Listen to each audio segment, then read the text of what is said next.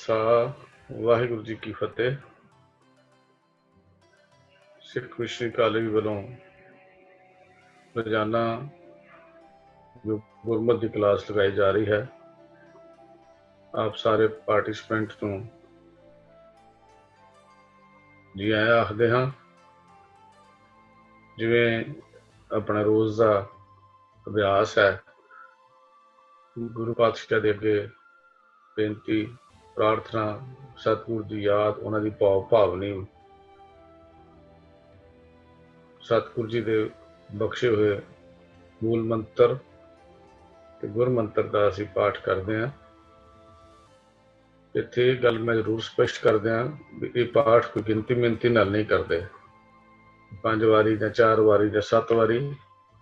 ਇਹ ਪਾਠ ਸਿਰਫ ਗੁਰੂ ਪਾਤਸ਼ਾਹ ਜੀ ਦੀ ਭਾਵਨੀ, ਬਖਸ਼ਿਸ਼ ਤੇ ਉਹਨਾਂ ਦੇ ਜੋ ਸਤਿਗੁਰੂ ਜੀ ਨੇ ਸਿਹਤ ਬਖਸ਼ੀ ਹੈ, ਅਸੀਸ ਲੈਣ ਲਈ ਆਪਾਂ ਕਰਦੇ ਹਾਂ।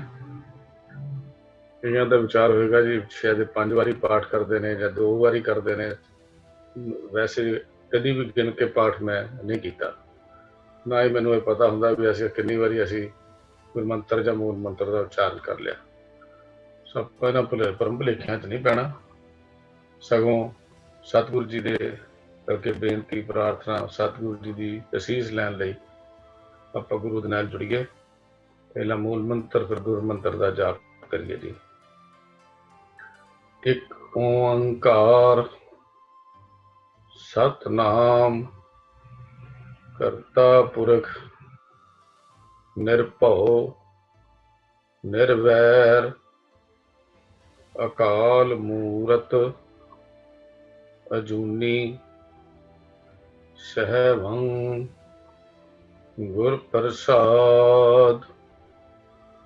ਇੱਕ ਓੰਕਾਰ ਸਤਿਨਾਮ ਕਰਤਾ ਪੁਰਖ ਨਿਰਭਉ ਨਿਰਵੈਰ ਅਕਾਲ ਮੂਰਤ ਅਜੂਨੀ ਸਹਿਬੰ ਗੁਰ ਪ੍ਰਸਾਦ। ਇੱਕ ਓੰਕਾਰ ਸਤਿਨਾਮ ਕਰਤਾ ਪੁਰਖ ਨਿਰਭਉ ਨਿਰਵੈਰ ਅਕਾਲ ਮੂਰਤ ਅਜੂਨੀ ਸਹਿਬੰ ਗੁਰ ਪ੍ਰਸਾਦ। ਇੱਕ ਓੰਕਾਰ ਸਤਿਨਾਮ ਕਰਤਾ ਪੁਰਖ ਨਿਰਭਉ ਨਿਰਵੈਰ ਅਕਾਲ ਮੂਰਤ ਅਜੂਨੀ ਸਹਿਬੰ ਗੁਰ ਪ੍ਰਸਾਦ। ਵਾਹਿਗੁਰੂ ਵਾਹਿਗੁਰੂ ਵਾਹਿਗੁਰੂ ਵਾਹਿਗੁਰੂ ਵਾਹਿਗੁਰੂ ਵਾਹਿਗੁਰੂ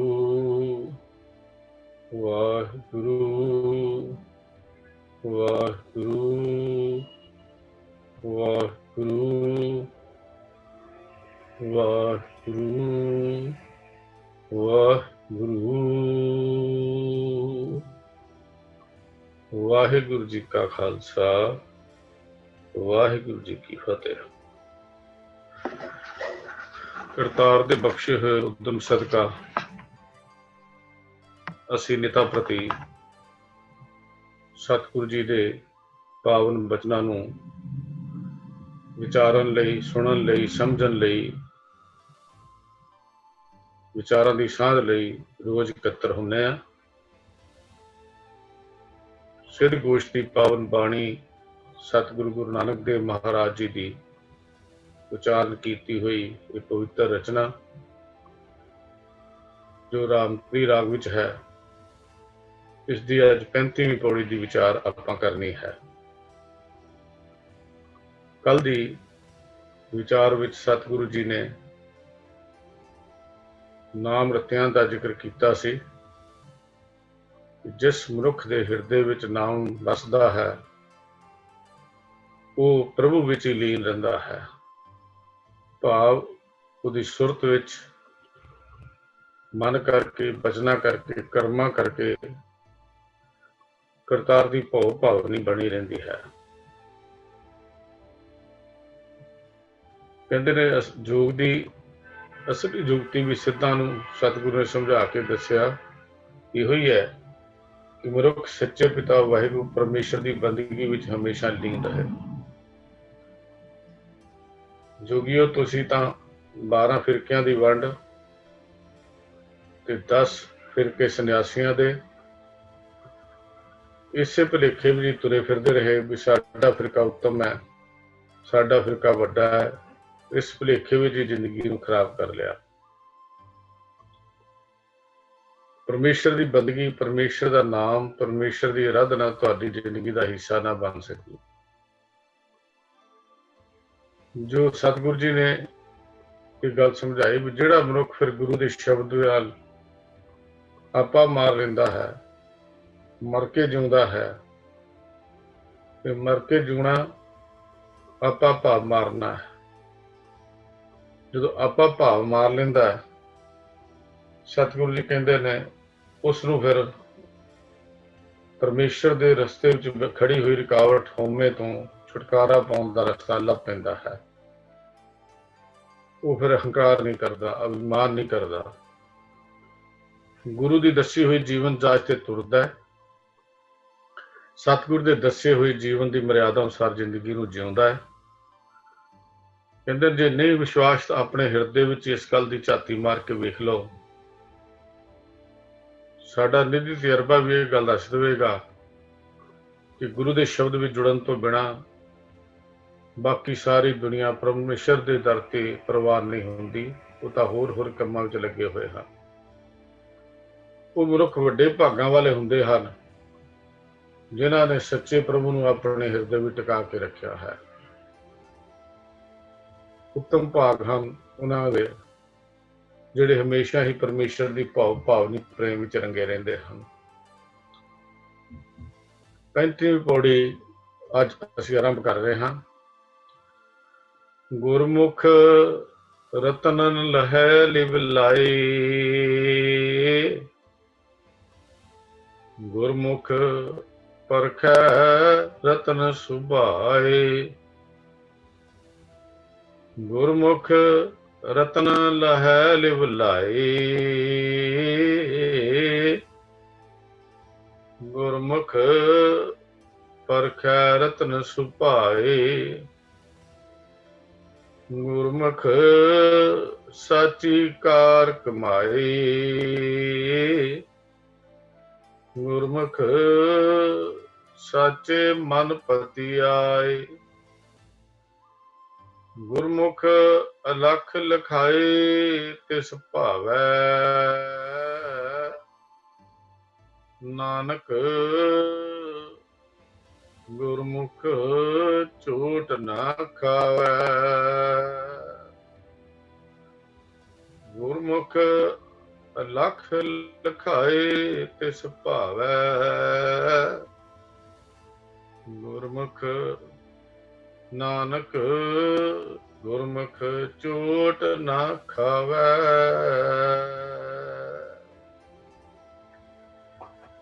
सतगुरु महाराज सच्चे पातशाह जी ने नाम रत्तियां तो बाद फिर गुरु अनुसारी जिंदगी जीवन वाले गुरु के प्रेम भिजे हुए गुरु के मार्ग नूं अपना मार्ग बनाने वाले उन्हां दा जिक्र फिर किया है। 3 पौड़ियां नाम भी रते हुई सन जिन्हां ने गुरु पातशाह जी ने उन्हां तो बाद हुण फिर ये गुरमुख दे पौड़ियां जिहड़ियां फिर आरंभ हुई हैं।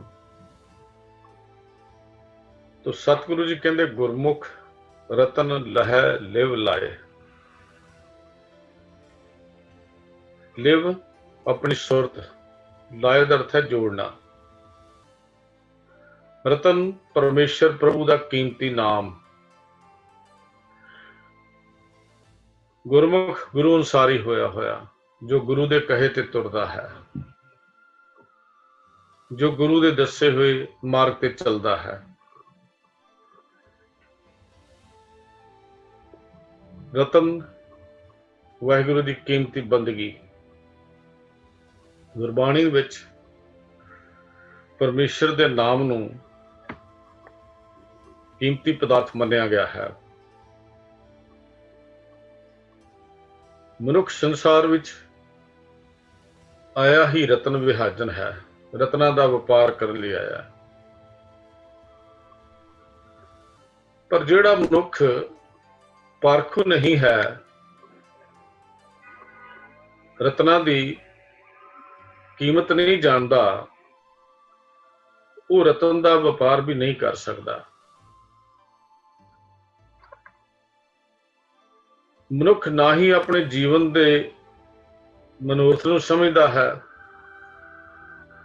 ਨਾ ਹੀ ਮਨੁੱਖ ਇਹ ਕਦੀ ਸੋਚਦਾ ਮੈਂ ਸੰਸਾਰ ਵਿੱਚ ਕੀ ਕਰਨ ਆਇਆ ਹਾਂ।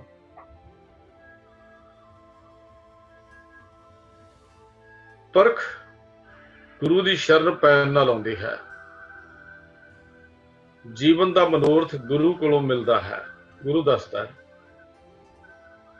ਕਿ ਸੰਸਾਰ ਵਿੱਚ ਕਰਨ ਕੀ ਆਇਆ ਹੈ। ਕਿ ਸੰਸਾਰ ਵਿੱਚ ਕੇਵਲ ਖਾਣ ਲਈ ਆਇਆ ਹੈ, ਕਿ ਸੰਸਾਰ ਵਿੱਚ ਕੇਵਲ ਸੌਣ ਲਈ ਆਏ ਹਾਂ, ਕਿ ਸੰਸਾਰ ਵਿੱਚ ਅਸੀਂ ਕੇਵਲ ਔਲਾਦ ਪੈਦਾ ਕਰਨ ਲਈ ਆਏ ਹਾਂ, ਕਿ ਸੰਸਾਰ ਵਿੱਚ ਅਸੀਂ ਕੇਵਲ ਧਨ ਇਕੱਠਾ ਕਰਨ ਲਈ ਆਏ ਹਾਂ, ਕਿ ਸੰਸਾਰ ਵਿੱਚ ਅਸੀਂ ਪਰਿਵਾਰ ਦੇ ਨਾਲ ਮੁਹੱਬਤ ਪਾਉਣ ਲਈ ਆਏ ਹਾਂ। ਇਹ ਗੱਲ ਸਮਝ ਕਦੋਂ ਆਉਂਦੀ ਹੈ? ਜਦੋਂ ਮਨੁੱਖ ਗੁਰੂ ਦੀ ਸ਼ਰਨ ਵਿੱਚ ਪੈਂਦਾ ਹੈ ਵੀ ਨਾ, ਸਾਡੇ ਜੀਵਨ ਦਾ ਮਨੋਰਥ ਇਹ ਨਹੀਂ ਹੈ। ਇਹ ਚੀਜ਼ਾਂ ਸੁੱਤੇ ਸਿੱਧ ਹੀ ਚਲਦੀਆਂ ਰਹਿਣਗੀਆਂ। ਜੀਵਨ ਦੇ ਚੱਲਣ ਦੇ ਨਾਲ ਇਹ ਚੀਜ਼ਾਂ ਚਲਦੀਆਂ ਰਹਿਣਗੀਆਂ। ਜਿਹੜਾ ਗੁਰੂ ਦੀ ਸ਼ਰਨ ਵਿੱਚ ਨਹੀਂ ਆਉਂਦਾ, ਉਹ ਰਤਨ ਦਾ ਪਾਰਖੂ ਵੀ ਨਹੀਂ ਹੋ ਸਕਦਾ, ਉਹ ਰਤਨ ਲੱਭ ਵੀ ਨਹੀਂ ਸਕਦਾ। ਇਸੇ ਵਾਸਤੇ ਹੀ ਭਗਤ ਕਬੀਰ ਜੀ ਨੇ ਕੇਦਾਰਾ ਰਾਗ ਵਿੱਚ ਇੱਕ ਬਚਨ ਕੀਤਾ ਵੀ ਲੋਕ ਆਏ ਤਾਂ ਰਤਨ ਵਿਹਾਜਣ ਹਨ, ਪਰ ਕੋਈ ਕਾਂਸੀ ਕਹਿਣ ਦਾ ਵਪਾਰ ਕਰੀ ਜਾਂਦਾ, ਕੋਈ ਤਾਂਬੇ ਦਾ ਵਪਾਰ ਕਰੀ ਜਾਂਦਾ ਹੈ, ਕੋਈ ਲੌਂਗ, ਕੋਈ ਸਪਾਰੀਆਂ ਦਾ ਵਪਾਰ ਕਰੀ ਜਾਂਦਾ ਹੈ। ਲੇਕਿਨ ਜਿਹੜੇ ਗੁਰੂ ਅਨਸਾਰੀ ਹਨ, ਉਹ ਕੇਵਲ ਪਰਮੇਸ਼ਰ ਦੇ ਨਾਮ ਦਾ ਵਪਾਰ ਕਰਦੇ ਹਨ। ਜਿਹੜੇ ਨਾਮ ਦਾ ਵਪਾਰ ਕਰਦੇ ਹਨ, ਉਹਨਾਂ ਦੇ ਹੱਥ ਕੀਮਤੀ ਰਤਨ ਵੀ ਚੜ ਜਾਂਦਾ ਹੈ, ਮਿਲ ਜਾਂਦਾ ਹੈ, ਔਰ ਸੰਸਾਰ ਦੇ ਪਦਾਰਥਾਂ ਦੀ ਮੁਹੱਬਤ ਉਹਨਾਂ ਦੇ ਦਿਮਾਗ ਵਿੱਚੋਂ, ਦਿਲ ਵਿੱਚੋਂ ਬਾਹਰ ਹੋ ਜਾਂਦੀ ਹੈ। ਜੀਉਣ ਲਈ ਹੈ, ਸਮਝ ਆ ਜਾਂਦੀ ਹੈ ਕਿ ਇਹ ਪਦਾਰਥ ਕੇਵਲ ਜੀਉਣ ਲਈ ਹਨ, ਇਹ ਪਦਾਰਥ ਕੇਵਲ ਭੋਗਣ ਲਈ ਹਨ, ਇਹ ਪਦਾਰਥ ਜੀਵਨ ਦੀ ਮੰਜ਼ਿਲ ਨਹੀਂ ਹੈ। ਜੀਵਨ ਦੀ ਮੰਜ਼ਿਲ ਪਰਮੇਸ਼ਰ ਦੀ ਬੰਦਗੀ ਹੈ। ਕਹਿੰਦੇ ਨੇ ਫਿਰ ਐਸੇ ਵਿਅਕਤੀ ਜਿਹੜੇ ਇਹ ਗੱਲ ਨੂੰ ਸਮਝ ਲੈਂਦੇ ਹਨ, ਉਹ ਆਪਣੇ ਮਨ ਨੂੰ ਬਲਦ ਬਣਾ ਲੈਂਦੇ ਹਨ ਔਰ ਆਪਣੀ ਸੁਰਤ ਨੂੰ ਉਹਦਾ ਰਸਤਾ ਬਣਾ ਲੈਂਦੇ ਹਨ। ਗਿਆਨ ਨਾਲ ਭਰੀ ਹੋਈ ਛੱਟ ਆਪਣੇ ਉੱਤੇ ਰੱਖਦੇ ਹਨ। ਹੁਣ ਗਿਆਨ ਦੀ ਛੱਟ, ਦੁਨੀਆ ਦੇ ਪਦਾਰਥਾਂ ਦਾ ਭਾਰ ਲਾ ਦਿੱਤਾ, ਕੇਵਲ ਗੁਰੂ ਦੇ ਗਿਆਨ ਦਾ ਭਾਰ ਆਪਣੇ ਉੱਤੇ ਲੱਦ ਲਿਆ। ਔਰ ਐਸੇ ਵਪਾਰੀ ਸਫਲ ਵਪਾਰੀ ਮੰਨੇ ਜਾਂਦੇ ਹਨ, ਜਿਹੜੇ ਗੁਰੂ ਦੇ ਗਿਆਨ ਦੀ ਛੱਟ ਆਪਣੇ ਉੱਤੇ ਲੱਦ ਕੇ ਤੁਰ ਪੈਂਦੇ ਹਨ। ਕਿਨਹੀ ਬਣਜਿਆ ਕਾਂਸੀ ਤਾਂਬਾ, ਕਿਨਹੀ ਲੌਂਗ ਸੁਪਾਰੀ।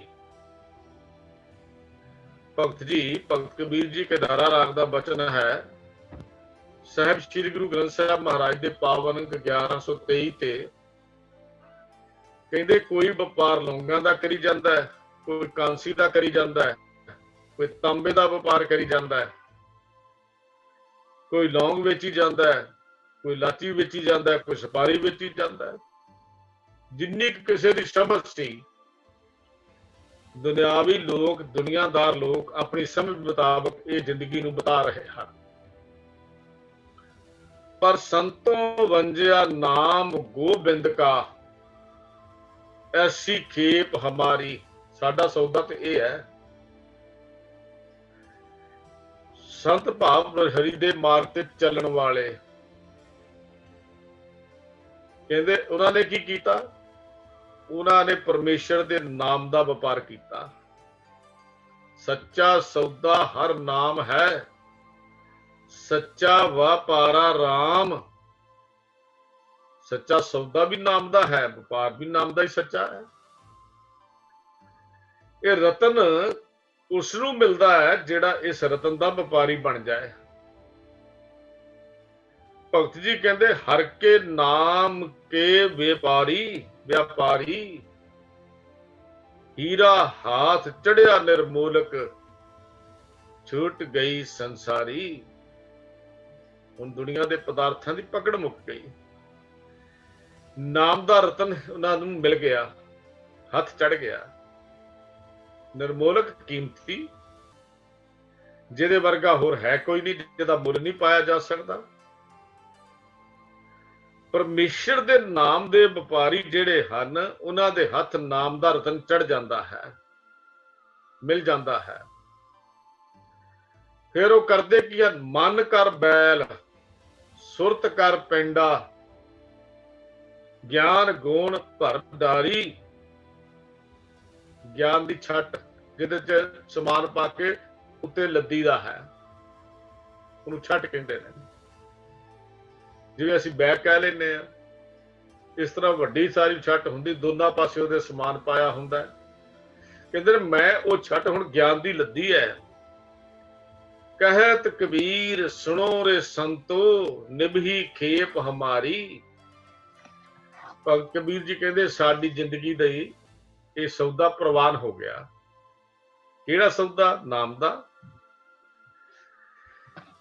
ये गल समझ कित्थों आउंदी है? जिहड़े गुरु दे अनुसारी हो जाते हैं, गुरु मुताबक जिंदगी नूं जिउंदे हन, उन्हां नूं समझ आ जाती है गुरु कोल रतन है। ये रतन है किहड़ा, ये गल भी समझ आ जाती है। वो भी समझ लेंदे हन कि रतन केवल गुरु दा शब्द है, और रतन भी गुरु दे कोल है। और सिख ने परख करके वो रतन गुरु पासों लेना है, रतन की परख करनी है। आनंद साहब की बाणी असीं पढ़ते हैं, गुरु अमरदास महाराज का बचन आउंदा, गुर का शब्द रतन है, हीरे जित जड़ाओ, शब्द रतन जित मन लागा, ये हुआ समाओ। शब्द सेती मन मिलिया, सच्चे लाया भाओ। भाव दा अर्थ प्रेम, सच्चे नाल सुरत जुड़ गई। गुरु दा शब्द रतन है, और शब्द है किहदे कोल? गुरु पास। जिस दा मन गुरु दे शब्द दे रतन, गुरु शब्द रूपी रतन विच लग गया, उन्हां दे जीवन का मकसद भी पूरा हो गया, और उन्हां दी मुहब्बत भी उस मालिक नाल बन गई, परमेश्वर नाल बन गई। ये सारा काम गुरु अंसारी होने तो बिना हो नहीं सकता। सतगुरु गुरु रामदास महाराज जी श्री राग विच कहते, नाम तो कीमती रतन है, नाम तो कीमती रतन है, पर है गुरु पास है। मिलेगा किवें? सतगुर दी शरण विच पिया, सतगुर दी सेवा विच लग्या। गुरु इस हिरदे विच छुपे हुए नाम रतन नूं कढ के तली ते रख दिंदा है। गुरु इस राम रूपी रतन नूं जो छुपिया होया सी, गुर काढ़ तली दिखलाया। गुरु कट के तली दे उत्ते रख के दिखांदा है, देखो नाम दा रतन जिहड़ा अंदर छुप गया सी। नाम अमोलक रतन है, पूरे सतगुर पास। गुरु कोल है, सतगुर सेवें लग्या। करदा की है गुरु? कड रतन देवै प्रकाश। प्रकाश का अर्थ है चानण। प्रकाश कर दिता, हनेरे दूर कर दिता, और अंदर छुपिया होया रतन जिहड़ा सी गुरु ने प्रगट कर दिता। ਜਿਹੜਾ ਗੁਰੂ ਅਨੁਸਾਰੀ ਹੋ ਜਾਂਦਾ ਹੈ ਉਹਨੂੰ ਇਹ ਰਤਨ ਮਿਲਦਾ ਹੈ। ਭਗਤ ਨਾਮਦੇਵ ਜੀ ਕਹਿੰਦੇ ਸਾਡੀ ਇਹ ਸਰੀਰ ਦੀ ਕੋਠੜੀ ਤਾਂ ਨਾਮ ਦੇ ਰਤਨਾਂ ਨਾਲ ਭਰੀ ਹੋਈ ਹੈ। ਦੁਨੀਆ ਦੇ ਸਾਗਰਾਂ ਵਿੱਚ ਤਾਂ ਕੋਈ ਬਿਰਲਾ ਬਿਰਲਾ ਰਤਨ ਹੋਏਗਾ, ਪਰ ਇਹ ਸਾਡੇ ਸਰੀਰ ਰੂਪੀ ਕੋਠੜੀ ਜਿਹੜੀ ਹੈ ਇਹ ਰਤਨਾਂ ਨਾਲ ਹੀ ਭਰੀ ਹੋਈ ਹੈ, ਨਾਮ ਰੂਪੀ ਰਤਨਾਂ ਨਾਲ। ਜਦੋਂ ਗੁਰੂ ਦੀ ਬਖਸ਼ਿਸ਼ ਹੋ ਜਾਏ, ਗੁਰੂ ਕਿਰਪਾ ਕਰ ਦੇਵੇ, ਤਾਂ ਬਿਜਲੀ ਦੀ ਰੋਸ਼ਨੀ, ਅਸਮਾਨੀ ਬਿਜਲੀ ਦੀ ਰੋਸ਼ਨੀ ਵਾਂਗੂ ਅੰਦਰ ਗਿਆਨ ਦੀ ਰੋਸ਼ਨੀ ਪੈਦਾ ਹੁੰਦੀ ਹੈ, ਜਿਹੜੀ ਬਹੁਤ ਤੇਜ਼ ਹੁੰਦੀ ਹੈ, ਜਿਸ ਦੇ ਬਰਾਬਰ ਹੋਰ ਕੋਈ ਰੋਸ਼ਨੀ ਵੀ ਨਹੀਂ ਹੈ, ਔਰ ਜਿਸ ਦੀ ਤੇਜ਼ੀ ਵੀ ਅੰਦਾਜ਼ਾ ਨਹੀਂ ਲਾਇਆ ਜਾ ਸਕਦਾ। ਪਰ ਇੱਕ ਹੋਰ ਬੇਨਤੀ ਹੈ, ਕੋਈ ਇਹੋ ਜਿਹੀ ਰੋਸ਼ਨੀ ਹੈ ਜਿਸ ਦੀ ਰੋਸ਼ਨੀ ਚਮਕ ਦੇ ਪਿੱਛੇ ਆਵਾਜ਼ ਹੈ, ਗਰਜ ਹੈ। ਅਸਮਾਨ ਦੀ ਬਿਜਲੀ ਕਦੀ ਦੇਖਣਾ, ਜਦੋਂ ਅਸਮਾਨ ਵਿੱਚ ਬਿਜਲੀਆਂ ਚਮਕਦੀਆਂ ਹਨ ਤਾਂ ਪਿੱਛੋਂ ਗੜ-ਗੜ ਬੱਦਲਾਂ ਦੇ ਗੱਡਣ ਦੀ ਆਵਾਜ਼ ਵੀ ਆਉਂਦੀ ਹੈ। ਇਸ ਰੋਸ਼ਨੀ ਦੇ ਪਿੱਛੇ ਆਵਾਜ਼ ਹੈ, ਔਰ ਨਾਮ ਰੂਪੀ ਰਤਨ ਦੀ ਰੋਸ਼ਨੀ ਦੇ ਪਿੱਛੇ ਵੀ ਗੁਰੂ ਸ਼ਬਦ ਦੀ ਆਵਾਜ਼ ਹੈ। ਜਦੋਂ ਇਹ ਰੋਸ਼ਨੀ ਹੁੰਦੀ ਹੈ ਉਦੋਂ ਗੁਰੂ ਦਾ ਸ਼ਬਦ ਅੰਦਰ ਵੱਜਦਾ ਹੈ।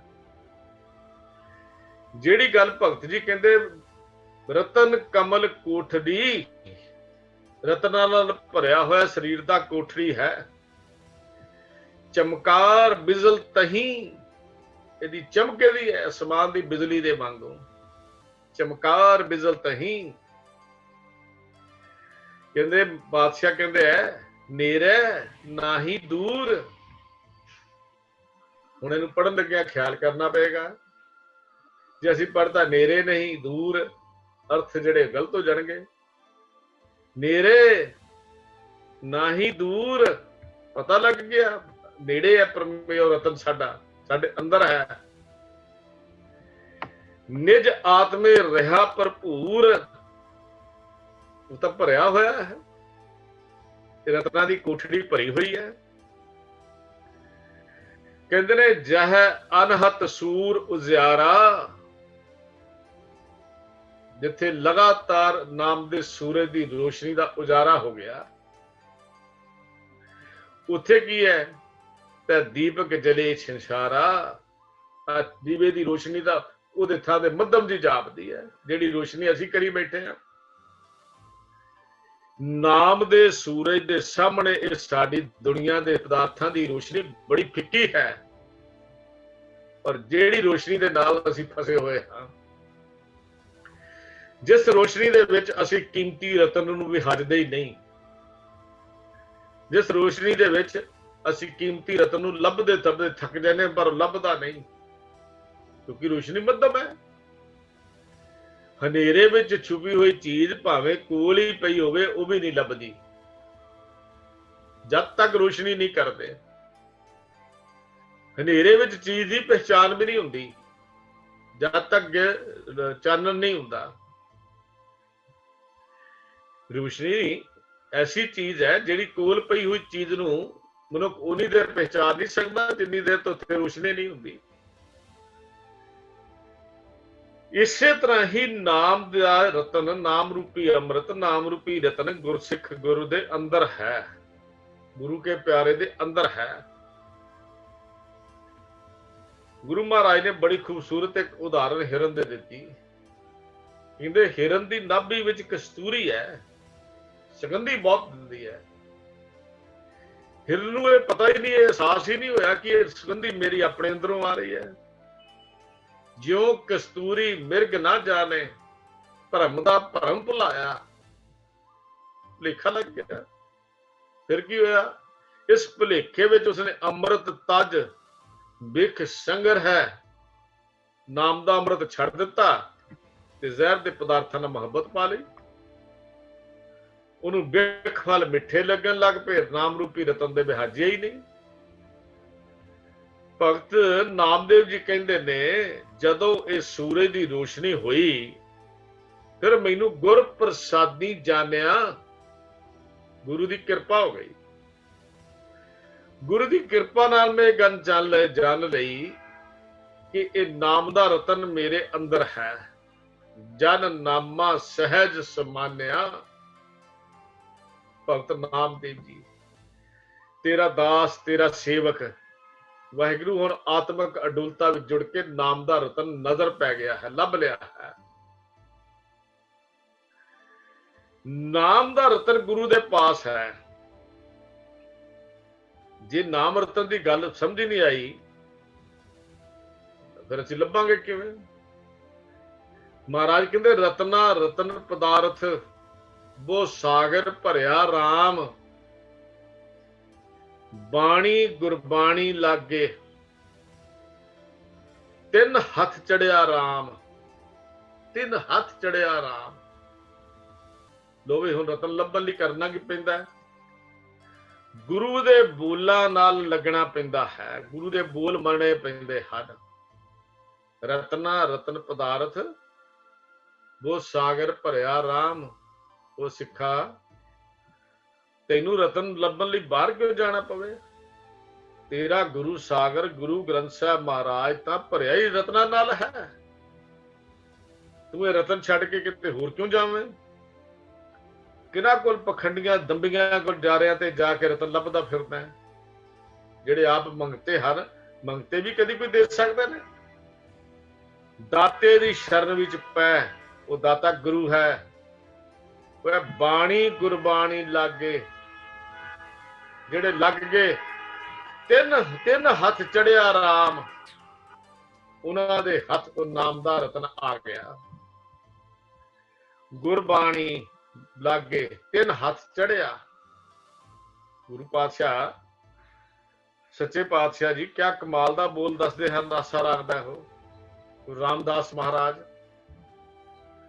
ਕਹਿੰਦੇ ਗੁਰਬਾਣੀ ਲਾਗੇ ਤਿੰਨ ਹੱਥ ਚੜਿਆ, ਨਿਰਮੋਲਕ ਰਤਨ ਅਪਾਰਾ। ਉਹ ਕੀਮਤੀ ਰਤਨ ਮਿਲ ਗਿਆ। ਹਰ ਹਰ ਨਾਮ ਅਤੋਲਕ ਪਾਇਆ, ਤੇਰੇ ਭਗਤ ਭਰੇ ਭੰਡਾਰਾ। ਤੇਰੀ ਭਗਤੀ ਦੇ ਭੰਡਾਰ ਭਰੇ ਪਏ ਹਨ। ਨੀ ਕੀਮਤੀ ਰਤਨ ਪਦਾਰਥ ਮਿਲ ਗਿਆ। ਪਰ ਮਿਲਿਆ ਕਦੋਂ? ਗੁਰੂ ਅਨੁਸਾਰੀ ਹੋ ਕੇ, ਗੁਰੂ ਦੀ ਸ਼ਰਨ ਵਿੱਚ ਪੈ ਕੇ। ਗੁਰਮੁਖ ਰਤਨ ਲਹਿ ਲਿਵ ਲਾਏ। ਪ੍ਰਭੂ ਵਿੱਚ ਸੁਰਤ ਜੋੜ ਕੇ ਗੁਰੂ ਅਨੁਸਾਰੀ, ਗੁਰੂ ਦੇ ਕਹੇ ਤੇ ਤੁਰਨ ਵਾਲਾ ਵਿਅਕਤੀ ਨਾਮ ਰੂਪੀ ਰਤਨ ਨੂੰ ਲੱਭ ਲੈਂਦਾ ਹੈ। ਮਿਲਣਾ ਗੁਰੂ ਪਾਸੋਂ ਹੀ ਹੈ। ਪਰ ਨਾਲ ਅਗਲੀ ਪੰਕਤੀ ਵਿੱਚ ਗੁਰੂ ਮਹਾਰਾਜ ਨੇ ਹੁਣ ਪਾਰਖੂ ਦੀ ਗੱਲ ਕੀਤੀ। ਗੁਰਮੁਖ ਪਰਖੈ ਰਤਨ ਸੁਭਾਏ। ਸਹਿਜੇ ਹੀ ਸੁਭਾਏ, ਸਹਿਜ ਸੁਭਾਏ, ਸੁਭਾਵਕ ਹੀ। ਜਿਹੜਾ ਨਾਮ ਵਿੱਚ ਜੁੜ ਜਾਂਦਾ ਹੈ, ਗੁਰੂ ਦੀ ਸ਼ਰਨ ਵਿੱਚ ਪੈ ਜਾਂਦਾ ਹੈ, ਉਸ ਨੂੰ ਰਤਨਾਂ ਦੀ ਸਮਝ ਵੀ ਆ ਜਾਂਦੀ ਹੈ। ਸਹਿਜ ਸੁਭਾਏ, ਸਹਿਜ ਸੁਭਾਏ ਉਹਨੂੰ ਰਤਨਾਂ ਦੀ ਸਮਝ ਆ ਜਾਂਦੀ ਹੈ। ਗੁਰੂ ਮਹਾਰਾਜ ਸੱਚੇ ਪਾਤਸ਼ਾਹ ਕਹਿੰਦੇ ਨੇ ਵੀ ਇਹ ਰਤਨ ਤਾਂ ਹੈ, ਪਰ ਰਤਨ ਦਾ ਪਾਰਖੂ ਹੋਵੇ ਤਾਂ ਹੀ ਹੈ ਨਾ। ਜੇ ਰਤਨਾਂ ਦੀ ਪਛਾਣ ਹੀ ਨਹੀਂ ਹੋਈ ਫਿਰ ਰਤਨ ਲੱਭੇਗਾ ਕਿਵੇਂ? ਇਤਿਹਾਸ ਦੀ ਇੱਕ ਛੋਟੀ ਜਿਹੀ ਗਾਥਾ ਆਉਂਦੀ ਹੈ।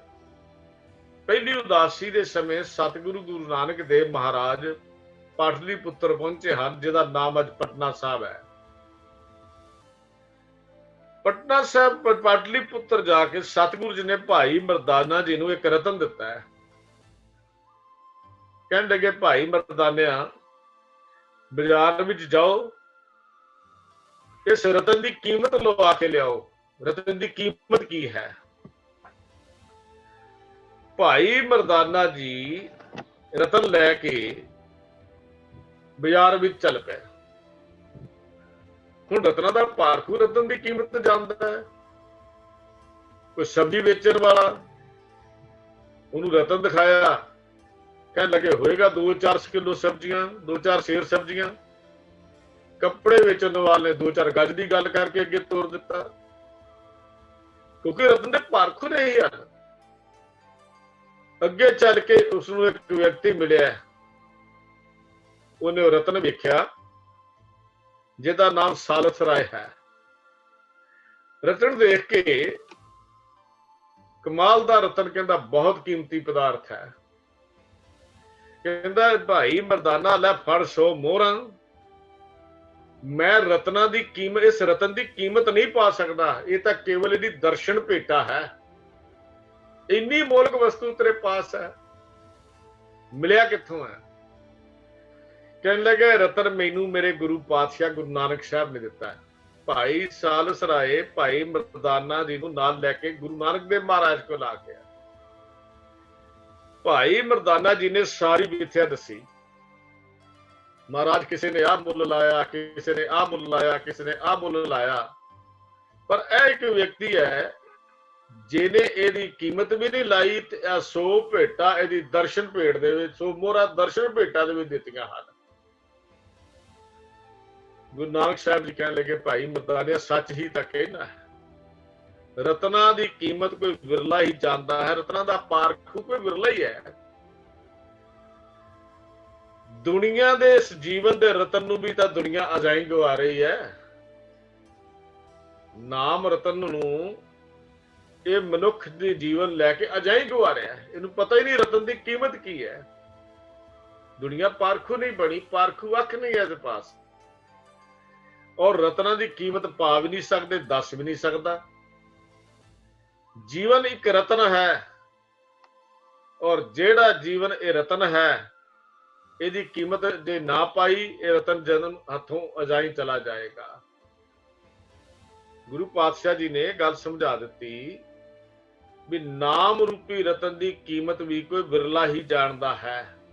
ਜਿਵੇਂ ਸਾਲਸ ਰਾਏ ਨੇ ਇਸ ਸੰਸਾਰ ਦੇ ਰਤਨ ਦੀ ਕੀਮਤ ਦੱਸੀ ਹੈ, ਤੇ ਨਾਮ ਰਤਨ ਵੀ ਕੋਈ ਵਿਰਲਾ ਹੀ ਜਾਣਦਾ ਹੈ। ਪਰ ਪਾਰਖੂ ਹੋਵੇ ਤਾਂ ਨਾ, ਗੱਲ ਤਾਂ ਪਾਰਖੂ ਦੀ ਹੈ। ਕਦੀ ਮਨੁੱਖ ਪਾਰਖੂ ਤੋਂ ਬਿਨਾਂ ਰਤਨਾਂ ਦੀ ਕੀਮਤ ਲੈਣੀ ਚਾਹੇ, ਉਹਦੀ ਕੀਮਤ ਨਹੀਂ ਮਿਲ ਸਕਦੀ। ਗੁਰੂ ਮਹਾਰਾਜ ਸੱਚੇ ਪਾਤਸ਼ਾਹ ਜੀ ਗੁਰੂ ਰਾਮਦਾਸ ਮਹਾਰਾਜ ਨੇ ਰਾਗ ਜੈਤਰੀ ਦੇ ਵਿੱਚ ਇੱਕ ਬਚਨ ਲਿਖਿਆ ਹੈ। ਸਤਿਗੁਰੂ ਕਹਿੰਦੇ ਹੀਰਾ ਲਾਲ ਰੂਪੀ ਰਤਨ ਹੈ ਤਾਂ ਬਹੁਤ ਕੀਮਤੀ, ਪਰ ਬਿਨਾਂ ਗਾਹਕ ਤੋਂ ਇਉਂ ਹੈ ਜਿਵੇਂ ਕੱਖਾਂ ਵਿੱਚ ਰੋਲ ਦਿੱਤਾ ਗਿਆ। ਤਾਂ ਸਾਡੀ ਹਾਲਤ ਇਹ ਨਹੀਂ, ਨਾਮ ਦੇ ਇਸ ਰਤਨ ਨੂੰ ਜੋ ਸਾਡੇ ਪਾਸ ਹੈ, ਅਸੀਂ ਕੱਖਾਂ ਵਿੱਚ ਨਹੀਂ ਰੋਲਿਆ, ਮਿੱਟੀ 'ਚ ਰੋਲ ਦੇਣਾ, ਕੱਖਾਂ 'ਚ ਰੋਲ ਦੇਣਾ, ਕੱਖਾਂ ਜਿੰਨੀ ਕੀਮਤ ਨਹੀਂ ਪਾ ਰਹੇ। ਹੀਰਾ ਲਾਲ ਅਮੋਲਕ ਹੈ ਭਾਰੀ, ਬਿਨ ਗਾਹਕ ਮੀਕਾ ਕਾਂਖਾ। ਕਾਂਖਾ ਦਾ ਕੱਖਾਂ ਜਿਹਾ, ਕਾਖਾ ਕੱਖਾਂ ਵਰਗਾ, ਜਿਹਦਾ ਕੋਈ ਮੁੱਲ ਨਹੀਂ, ਗਾਹਕ ਹੀ ਨਾ ਹੋਵੇ। ਸਾਡੇ ਕੋਲ ਨਾਮ ਰਤਨ ਹੈ, ਲੇਕਿਨ ਅਸੀਂ ਨਾਮ ਰਤਨ ਦੇ ਗਾਹਕ ਨਹੀਂ ਬਣ ਸਕੇ, ਪਾਰਖੂ ਨਹੀਂ ਬਣੇ। ਪਾਰਖੂ ਹੁੰਦੇ ਤਾਂ ਇਹਦਾ ਮੁੱਲ ਲਾਉਂਦੇ। ਪਰ ਕਹਿੰਦੇ ਨੇ ਰਤਨ ਗਾਹਕ ਗੁਰ ਸਾਧੂ ਦੇਖਿਓ, ਤਬ ਰਤਨ ਵਿਕਾਨੋ ਲੱਖਾ। ਕਹਿੰਦੇ ਰਤਨ ਲੱਖਾਂ ਦਾ ਹੋ ਗਿਆ ਜਦੋਂ ਗੁਰੂ ਦੇ ਨਾਲ ਮਿਲਾਪ ਹੋਇਆ। ਗੁਰੂ ਸਾਧੂ ਨੂੰ ਦੇਖਿਆ, ਭਾਵ ਗੁਰੂ ਨਾਲ ਮਿਲਾਪ ਹੋਇਆ, ਗੁਰੂ ਨੇ ਰਤਨ ਦੀ ਕੀਮਤ ਦੱਸੀ, ਔਰ ਇਸ ਜੀਵਨ ਦੇ ਰਤਨ ਦੀ ਕੀਮਤ ਕਹਿੰਦੇ ਲੱਖਾਂ ਦੀ ਬਣ ਗਈ। ਜਿਹੜੀ ਕੱਖਾਂ ਵਿੱਚ ਰੁਲਿਆ ਹੋਇਆ ਸੀ ਹੁਣ ਲੱਖਾਂ ਦਾ ਹੋ ਗਿਆ। ਗੁਰੂ ਰਾਮਦਾਸ ਮਹਾਰਾਜ ਕਹਿੰਦੇ ਹੁਣ ਉਹ ਕੀਮਤ ਪਾ ਗਈ। ਕਹਿੰਦੇ ਹੁਣ ਮੇਰਾ ਮਨ ਗੁਪਤ ਹੀਰ ਹਰ ਰਾਖਾ। ਇਹ ਮੇਰੇ ਮਨ ਹਰੀ ਨੇ ਇਹ ਹੀਰਾ ਬੜਾ ਲੁਕੋ ਕੇ ਰੱਖਿਆ, ਗੁਪਤ ਹੈ, ਅੰਦਰ ਲੁਕੋ ਕੇ ਰੱਖਿਆ ਹੋਇਆ ਨਾਮ ਦਾ ਰਤਨ।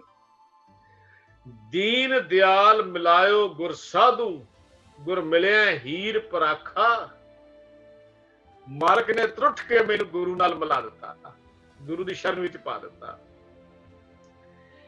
ਦੀਨਾਂ ਤੇ ਦਇਆ ਕਰਨ ਵਾਲੇ ਪਰਮੇਸ਼ਰ ਨੇ ਮੈਨੂੰ ਕਿਰਪਾ ਕੀਤੀ ਮੇਰੇ ਉੱਤੇ, ਔਰ ਮੈਨੂੰ ਪਰਮੇਸ਼ਰ ਨਾਲ ਗੁਰੂ ਨਾਲ ਮਿਲਾਇਆ। ਜਦੋਂ ਗੁਰੂ ਦਾ ਸਿੱਖ ਗੁਰੂ ਅੱਗੇ ਪੁਕਾਰ ਕਰਦਾ ਹੈ, ਪਰਮੇਸ਼ਰ ਦੇ ਦਰ ਤੇ ਕੂਕ ਕਰਦਾ, ਉਹਦੀ ਕੂਕ ਸੁਣੀ ਜਾਂਦੀ ਹੈ। ਗੱਲ ਤਾਂ ਸਾਨੂੰ ਪੁਕਾਰ ਕਰਨੀ ਨਹੀਂ ਆਈ, ਸਾਨੂੰ ਆਵਾਜ਼ ਮਾਰਨੀ ਨਹੀਂ ਆਈ, ਗੁਰੂ ਆਵਾਜ਼ ਸੁਣਦਾ ਹੈ। कमी साडे आवाज मारन विच है। गुरु दे कोल दया दे सोमे कोल कमी नहीं है, वो तो दया दा घर है। जदों दीन दयाल परमेश्वर ने मैनू गुरु नाल मिला दिता, हुण गुरु नू मिल के गुर मिलिया, इस हीरे दी पारखू बन गया मैं। गुर मिलिया हीर पराखा, पराखा दा परख लिया। पर ਜਿਹੜੇ ਮਨਮੁਖ ਲੋਕ ਹਨ, ਮਨ ਦੀ ਮਤ ਪਿੱਛੇ ਚੱਲਣ ਵਾਲੇ, ਉਹਨਾਂ ਦੀ ਇਸ ਅੱਗੇ ਅੰਦਰਲੀ ਕੋਠੜੀ ਵਿੱਚ ਹਨੇਰਾ ਹੀ ਬਣਿਆ ਰਹਿੰਦਾ ਹੈ। ਹਿਰਦੇ ਦੀ ਕੋਠੜੀ ਵਿੱਚ ਚਾਨਣ ਨਹੀਂ ਹੋਇਆ। ਮਨਮੁਖ ਕੋਠੀ ਅਗਿਆਨ ਅੰਧੇਰਾ, ਤਿੰਨ ਘਰ ਰਤਨ ਨਾ ਲਾਖਾ। ਹੁਣ ਜਿਹੜੇ ਮਨ ਦੀ ਮਤ ਪਿੱਛੇ ਚੱਲਣ ਵਾਲੇ ਨੇ, ਪਰਖ ਨਹੀਂ ਕਰਦੇ। ਅਗਿਆਨਤਾ ਦਾ ਹਨੇਰਾ ਉਹਨਾਂ ਦੇ ਅੰਦਰ ਬਣਿਆ ਰਹਿੰਦਾ ਹੈ। ਮਹਾਰਾਜ ਕਹਿੰਦੇ ਉਹਨਾਂ ਨੇ ਇਸ ਤਿੰਨ ਘਰ ਰਤਨ ਨਾ ਲੱਖਾ, ਉਸ ਹਿਰਦੇ ਦੇ ਘਰ ਵਿੱਚ ਕਦੀ ਰਤਨ ਦੇਖਿਆ ਹੀ ਨਹੀਂ। ਹੁਣ ਰਤਨ ਕੌਣ ਦੇਖਦਾ? ਜਿਹੜਾ ਪਾਰਖੂ ਹੈ। ਤੇ ਮਹਾਰਾਜ ਵੀ ਉਹਨਾਂ ਦੀ ਹਾਲਤ ਬਿਆਨ ਕਰਦੇ, ਕਹਿੰਦੇ ਜਿਨ੍ਹਾਂ ਨੇ ਰਤਨ ਦੀ ਪਰਖ ਨਹੀਂ ਕੀਤੀ ਤੇ ਉਜੜ ਭਰਮ ਮੂਏ ਗਾਵਾਰੀ, ਮੂਆ ਭੁਅੰਗ ਬਿਖ ਚਾਖਾ। ਕਿਵੇਂ ਜਿਵੇਂ ਸਪਣੀ ਦਾ ਡੰਗ ਮਾਰ ਕੇ ਕੋਈ ਮਰ ਜਾਂਦਾ, ਐਵੇਂ ਆਤਮਿਕ ਮੌਤੇ ਮਰੇ ਹੋਏ ਹਨ। ਸਪਣੀ ਦੇ ਡੰਗ ਦੀ ਜ਼ਹਿਰ ਨਾਲ ਮਨੁੱਖ ਮਰ ਜਾਂਦਾ ਹੈ। ਇਸ ਤਰ੍ਹਾਂ ਮਾਇਆ ਸਪਣੀ ਨੇ ਐਸਾ ਡੰਗ ਮਾਰਿਆ ਕਿ ਉਹ ਮਾਇਆ ਸਪਣੀ ਦੀ ਜ਼ਹਿਰ ਨਾਲ ਮਰੇ ਪਏ ਹਨ ਔਰ ਉਜੜੇ ਪਏ ਹੋਏ ਹਨ। ਰਤਨ ਦੀ ਪਰਖ ਕਰਨੀ ਨਹੀਂ ਆਈ। ਜੀਵਨ ਰਤਨ ਨੂੰ ਕੋਈ ਬਿਰਲਾ ਹੀ ਪਰਖਦਾ ਹੈ, ਔਰ ਇਹ ਕਦੀ ਪਰਖ, ਇਹ ਰਤਨ ਕਦੀ ਦੁਨੀਆ ਦੇ ਪੈਸੇ ਨਾਲ ਨਹੀਂ ਮਿਲਦਾ। ਇੱਥੇ ਮਨ ਦੇਣਾ ਪੈਂਦਾ, ਜੀ ਦੇਣਾ ਪੈਂਦਾ। ਕੰਚਨ ਸਿਉ ਪਾਈਏ ਨਹੀਂ ਤੋਲ, ਮਨ ਦੇ ਰਾਮ ਲਿਆ ਹੈ ਮੋਲ। ਮਨ ਦਿੱਤਾ, ਰਾਮ ਮਿਲ ਗਿਆ, ਰਤਨ ਲੱਭ ਪਿਆ। ਅਬ ਮੂਹੇ ਰਾਮ ਆਪਣਾ ਕਰ ਜਾਣਿਆ, ਸਹਿਜ ਸੁਭਾਏ ਮੇਰਾ ਮਨ ਮਾਨਿਆ। ਹੁਣ ਮੇਰਾ ਮਨ ਜੁੜ ਗਿਆ, ਰਤਨ ਲੱਭ ਪਿਆ। ਗੁਰੂ ਮਹਾਰਾਜ ਦੀ ਬਾਣੀ ਵਿੱਚ ਕਮਾਲ ਦੇ ਬੋਲ ਸਤਿਗੁਰੂ ਜੀ ਨੇ ਲਿਖੇ ਹਨ। ਕਹਿੰਦੇ ਇਹ ਸਰੀਰ, ਇਹ ਕਾਇਆ ਜੰਗਲ ਹੈ, ਇਹ ਮਨ ਮਸਤ ਹਾਥੀ ਵਾਂਗੂ ਤੁਰਿਆ ਫਿਰਦਾ ਹੈ। ਮਸਤ ਹਾਥੀ ਵਾਂਗੂ ਆਜ਼ਾਦ ਤੁਰਦਾ, ਆਜ਼ਾਦ ਘੁੰਮਦਾ, ਔਰ ਕਿਸੇ ਦੀ ਗੁਲਾਮੀ ਪ੍ਰਵਾਨ ਵੀ ਨਹੀਂ ਕਰਨਾ ਚਾਹੁੰਦਾ। ਇਹ ਮਨ ਮਸਤ ਹਾਥੀ ਵਰਗਾ ਹੈ। ਕੀ ਪਸ਼ੂ, ਕੀ ਪੰਛੀ, ਕੀ ਮਨੁੱਖ, ਹਰ ਬੰਦਾ ਆਜ਼ਾਦ ਰਹਿਣਾ ਚਾਹੁੰਦਾ ਹੈ। ਆਪਣੀ ਆਜ਼ਾਦੀ ਕੋਈ ਵੀ ਨਹੀਂ ਛੱਡਣਾ ਚਾਹੁੰਦਾ। ਆਜ਼ਾਦੀ ਦਾ ਤਿਆਗ ਸਭ ਤੋਂ ਵੱਡੀ ਕੁਰਬਾਨੀ ਹੈ। ਆਜ਼ਾਦੀ ਦਾ ਤਿਆਗ, ਆਜ਼ਾਦੀ ਦਾ ਤਿਆਗ ਸਭ ਤੋਂ ਵੱਡੀ ਕੁਰਬਾਨੀ ਹੈ। ਆਜ਼ਾਦ ਮਨ ਦੇ ਵੱਟੇ ਵਿੱਚ ਗੁਰੂ ਨੂੰ ਇਹ ਮਨ ਦੇਣਾ ਪੈਂਦਾ ਹੈ। ਹੁਣ ਗੁਰੂ ਦੀ ਗੁਲਾਮੀ ਸਹਿਣੀ ਪੈਂਦੀ ਹੈ। ਜੇ ਲੈਣਾ ਕੁਛ ਰਤਨ ਲੱਭਣ ਲਈ, ਇਸ ਆਪਣੇ ਆਜ਼ਾਦ ਫਿਰਦੇ ਹੋਏ, ਭਟਕਦੇ ਹੋਏ ਮਨ ਨੂੰ, ਜੋ ਚੰਚਲ ਤੁਰਿਆ ਫਿਰਦਾ ਸੀ ਆਜ਼ਾਦ, ਕਹਿੰਦੇ ਇਹ ਮਨ ਗੁਰੂ ਨੂੰ ਦੇ ਕੇ ਦੇ ਵੱਟੇ ਵਿੱਚ ਨਾਮ ਰਤਨ ਮਿਲਣਾ ਹੈ। ਇਹ ਗੱਲ ਸਮਝ ਲੈ ਚੰਗੀ ਤਰ੍ਹਾਂ। ਜਦ ਤੱਕ ਤੂੰ ਇਹ ਮਨ ਨਹੀਂ ਦਿੰਦਾ, ਆਪਣੇ ਜਦ ਤੱਕ ਤੂੰ ਆਪਣੀ ਮਰਜ਼ੀ ਕੁਰਬਾਨ ਨਹੀਂ ਕਰਦਾ, ਜਦ ਤੱਕ ਤੂੰ ਆਪਣੀ ਚਤਲਾਈ ਚਤਰਾਈਆਂ ਚਤਰਾਈਆਂ ਨਹੀਂ ਛੱਡਦਾ, ਉਦੋਂ ਤੱਕ ਨਾਮ ਰੂਪੀ ਰਤਨ ਦੀ ਕਦਰ ਵੀ ਨਹੀਂ ਪਾ ਸਕਦਾ। ਨਾਮ ਦੀ ਕਦਰ ਜਾਣਨ ਲਈ ਗੁਰੂ ਦੀ ਸ਼ਰਨ ਪੈ ਕੇ, ਨਾਮ ਦਾ ਗਾਹਕ ਬਣ ਕੇ, ਮਨ ਗੁਰੂ ਦੇ ਹਵਾਲੇ ਕਰਕੇ ਇਹ ਰਤਨ ਖਰੀਦਿਆ ਜਾ ਸਕਦਾ ਹੈ। ਪਰਖੂ ਤਵਿਤਾਨ। ਇਹ ਬਚਨ ਗੁਰੂ ਮਹਾਰਾਜ ਦੇ ਸਤਿਗੁਰੂ ਪਾਤਸ਼ਾਹ ਜੀ ਦੀ ਬਾਣੀ ਵਿੱਚ ਭਗਤ ਕਬੀਰ ਜੀ ਨੇ ਆਪਣੇ ਸ਼ਲੋਕਾਂ ਵਿੱਚ ਲਿਖਿਆ। ਕਬੀਰ ਰਾਮ ਰਤਨ ਮੁਖ ਕੋਠਰੀ, ਕਬੀਰ ਰਾਮ ਰਤਨ ਮੁਖ ਕੋਠਰੀ, ਪਾਰਖ ਆਗੇ ਖੋਲ। ਕਹਿੰਦੇ ਕਿਤੇ ਐਵੇਂ ਨਾ ਖੋਲ ਦਈ ਰਤਨਾਂ ਦੀ ਕੋਠੜੀ, ਜਿਹੜਾ ਪਾਰਖੂ ਨਹੀਂ ਉਹਨੂੰ ਨਾ ਦੇ ਦੇਈ, ਕਿਉਂਕਿ ਰਤਨਾਂ ਦੀ ਕੋਠੜੀ ਦਾ ਮੁੱਲ ਕੇਵਲ ਪਾਰਖੂ ਨਹੀਂ ਪਾਉਣਾ ਹੈ। ਐਵੇਂ ਕਿਸੇ ਅੱਗੇ ਖੋਲ ਦੇਗਾ, ਇਹਦਾ ਮੁੱਲ ਵੀ ਨਹੀਂ ਮਿਲੇਗਾ। ਕੋਈ ਆਏ ਮਿਲੋਗੋ ਗਾਹਰ ਗਾਹਕੀ ਲੈਂਗੋ ਮਹਿੰਗੇ ਮੋਲ। ਕਹਿੰਦੇ ਕੋਈ ਬਿਰਲਾ ਜਦੋਂ ਗਾਹਕ ਆਏਗਾ ਮਹਿੰਗੇ ਮੁੱਲ ਖਰੀਦ ਲਵੇਗਾ। ਐਵੇਂ ਨੂੰ ਮਿੱਟੀ 'ਚ ਨਾ ਰੋਲ ਰਤਨਾਂ ਨੂੰ। ਜਿਹੜਾ ਮਨ ਨਹੀਂ ਦਿੰਦਾ ਉਹ ਰਤਨਾਂ ਦੀ ਕੀਮਤ ਨਹੀਂ ਜਾਣਦਾ। ਰਤਨਾਂ ਦੀ ਕੀਮਤ ਉਹੀ ਜਾਣਦਾ ਹੈ ਜਿਸ ਨੇ ਮਨ ਗੁਰੂ ਨੂੰ ਦਿੱਤਾ ਹੈ। ਹੁਣ ਮਨੁੱਖ ਜੀਵਨ ਦਾ ਮਕਸਦ ਹੀ ਸਮਝ ਨਹੀਂ ਆਇਆ। ਆਇਆ ਕਿਸ ਲਈ ਆ? ਗੁਰੂ ਨੇ ਗੱਲ ਸਮਝਾ ਦਿੱਤੀ ਬਈ ਤੂੰ ਵਪਾਰੀ ਹੈ। ਉਸ ਵੱਡੇ ਸ਼ਾਹ ਦਾ ਭੇਜਿਆ ਹੋਇਆ। ਉਹ ਸ਼ਾਹ ਵੱਡਾ ਹੈ ਤੇ ਤੂੰ ਉਸ ਵੱਡੇ ਸ਼ਾਹ ਦਾ ਭੇਜਿਆ ਹੋਇਆ ਵਪਾਰੀ ਹੈ। ਸੰਸਾਰ ਵਿੱਚ ਤੂੰ ਵਪਾਰ ਕਰਨਾ ਹੈ। ਇਸ ਮੰਡੀ ਦੇ ਵਿੱਚ ਹਿਸਾਬ ਉੱਥੇ ਹੈ, ਇਹਦਾ ਹਿਸਾਬ ਤੇਰੇ ਕੋਲ ਨਹੀਂ। ਵਪਾਰ ਦਾ ਹਿਸਾਬ ਤੂੰ ਦੁਨੀਆ ਦੇ ਵਪਾਰ ਦਾ ਹਿਸਾਬ ਤਾਂ ਆਪਣਾ ਕਰ ਲੈਣਾ ਰੋਜ਼, ਪਰ ਸੰਸਾਰ ਦੀ ਮੰਡੀ ਵਿੱਚ ਜਿਹੜਾ ਵਪਾਰ ਤੂੰ ਕਰਨ ਲਈ ਆਇਆ ਇਹਦਾ ਹਿਸਾਬ ਕਰਤਾਰ ਕੋਲ ਹੈ, ਤੇਰੇ ਕੋਲ ਨਹੀਂ। ਜਿਸ ਨੇ ਭੇਜਿਆ ਉਹ ਗਰੀਬ ਵਪਾਰੀ ਨਹੀਂ ਭੇਜਿਆ, ਉਹਨੇ ਤੈਨੂੰ ਰਾਸ ਪੂੰਜੀ ਵੀ ਦੇ ਕੇ ਭੇਜਿਆ। ਉਹਨੇ ਆਪਣੀ ਕੈਪੀਟਲ ਵੀ ਦੇ ਕੇ ਭੇਜਿਆ, ਰਾਸ ਪੂੰਜੀ ਨਾਲ ਦੇ ਕੇ ਭੇਜਿਆ। ਪਰਮੇਸ਼ਰ ਨੇ ਤੈਨੂੰ ਖਾਲੀ ਹੱਥ ਨਹੀਂ ਭੇਜਿਆ। ਤੇ ਰਾਸ ਪੂੰਜੀ ਵੀ ਬੜੀ ਕੀਮਤੀ ਦਿੱਤੀ ਹੈ। ਉਹ ਰਾਸ ਹੈ ਗੁਣਾ ਦੀ, ਉਹ ਰਾਸ ਹੈ ਰਤਨਾ ਦੀ, ਜਿਹੜੀ ਪਰਮੇਸ਼ਰ ਨੇ ਤੈਨੂੰ ਦੇ ਕੇ ਭੇਜੀ ਹੈ। ਉਹ ਵੀ ਅਮੋਲਕ ਹੈ, ਉਹਦੀ ਰਾਸ ਵੀ ਅਮੋਲਕ ਹੈ, ਉਹਦੇ ਰਤਨ ਵੀ ਅਮੋਲਕ ਹਨ, ਉਹਦੀ ਪੂੰਜੀ ਵੀ ਅਮੋਲਕ ਹੈ। ਔਰ ਜਿਸ ਦਾ ਤੂੰ ਵਪਾਰ ਕਰਨਾ ਉਹ ਵੀ ਅਮੋਲਕ ਹੈ। ਇਹ ਕਮਾਲ ਦੇ ਬਚਨ ਗੁਰੂ ਸਾਹਿਬ ਸਮਝਾਉਂਦੇ ਨੇ। ਕਹਿੰਦੇ ਜਿਹਦਾ ਵਪਾਰ ਕਰਨਾ ਉਹ ਵੀ ਅਮੋਲਕ ਹੈ। ਜਦੋਂ ਤੇਰੇ ਘਰ ਦਾ ਰਤਨ ਵੇਖਿਆ ਤਾਂ ਕਹਿੰਦੇ ਫਿਰ ਮਨ ਰੀਝ ਜਾਂਦਾ ਹੈ। ਰਤਨ ਅੰਦਰ ਜਦੋਂ ਦੇਖ ਲਿਆ ਨਾ ਫਿਰ ਮਨ ਖੁਸ਼ ਹੁੰਦਾ ਹੈ।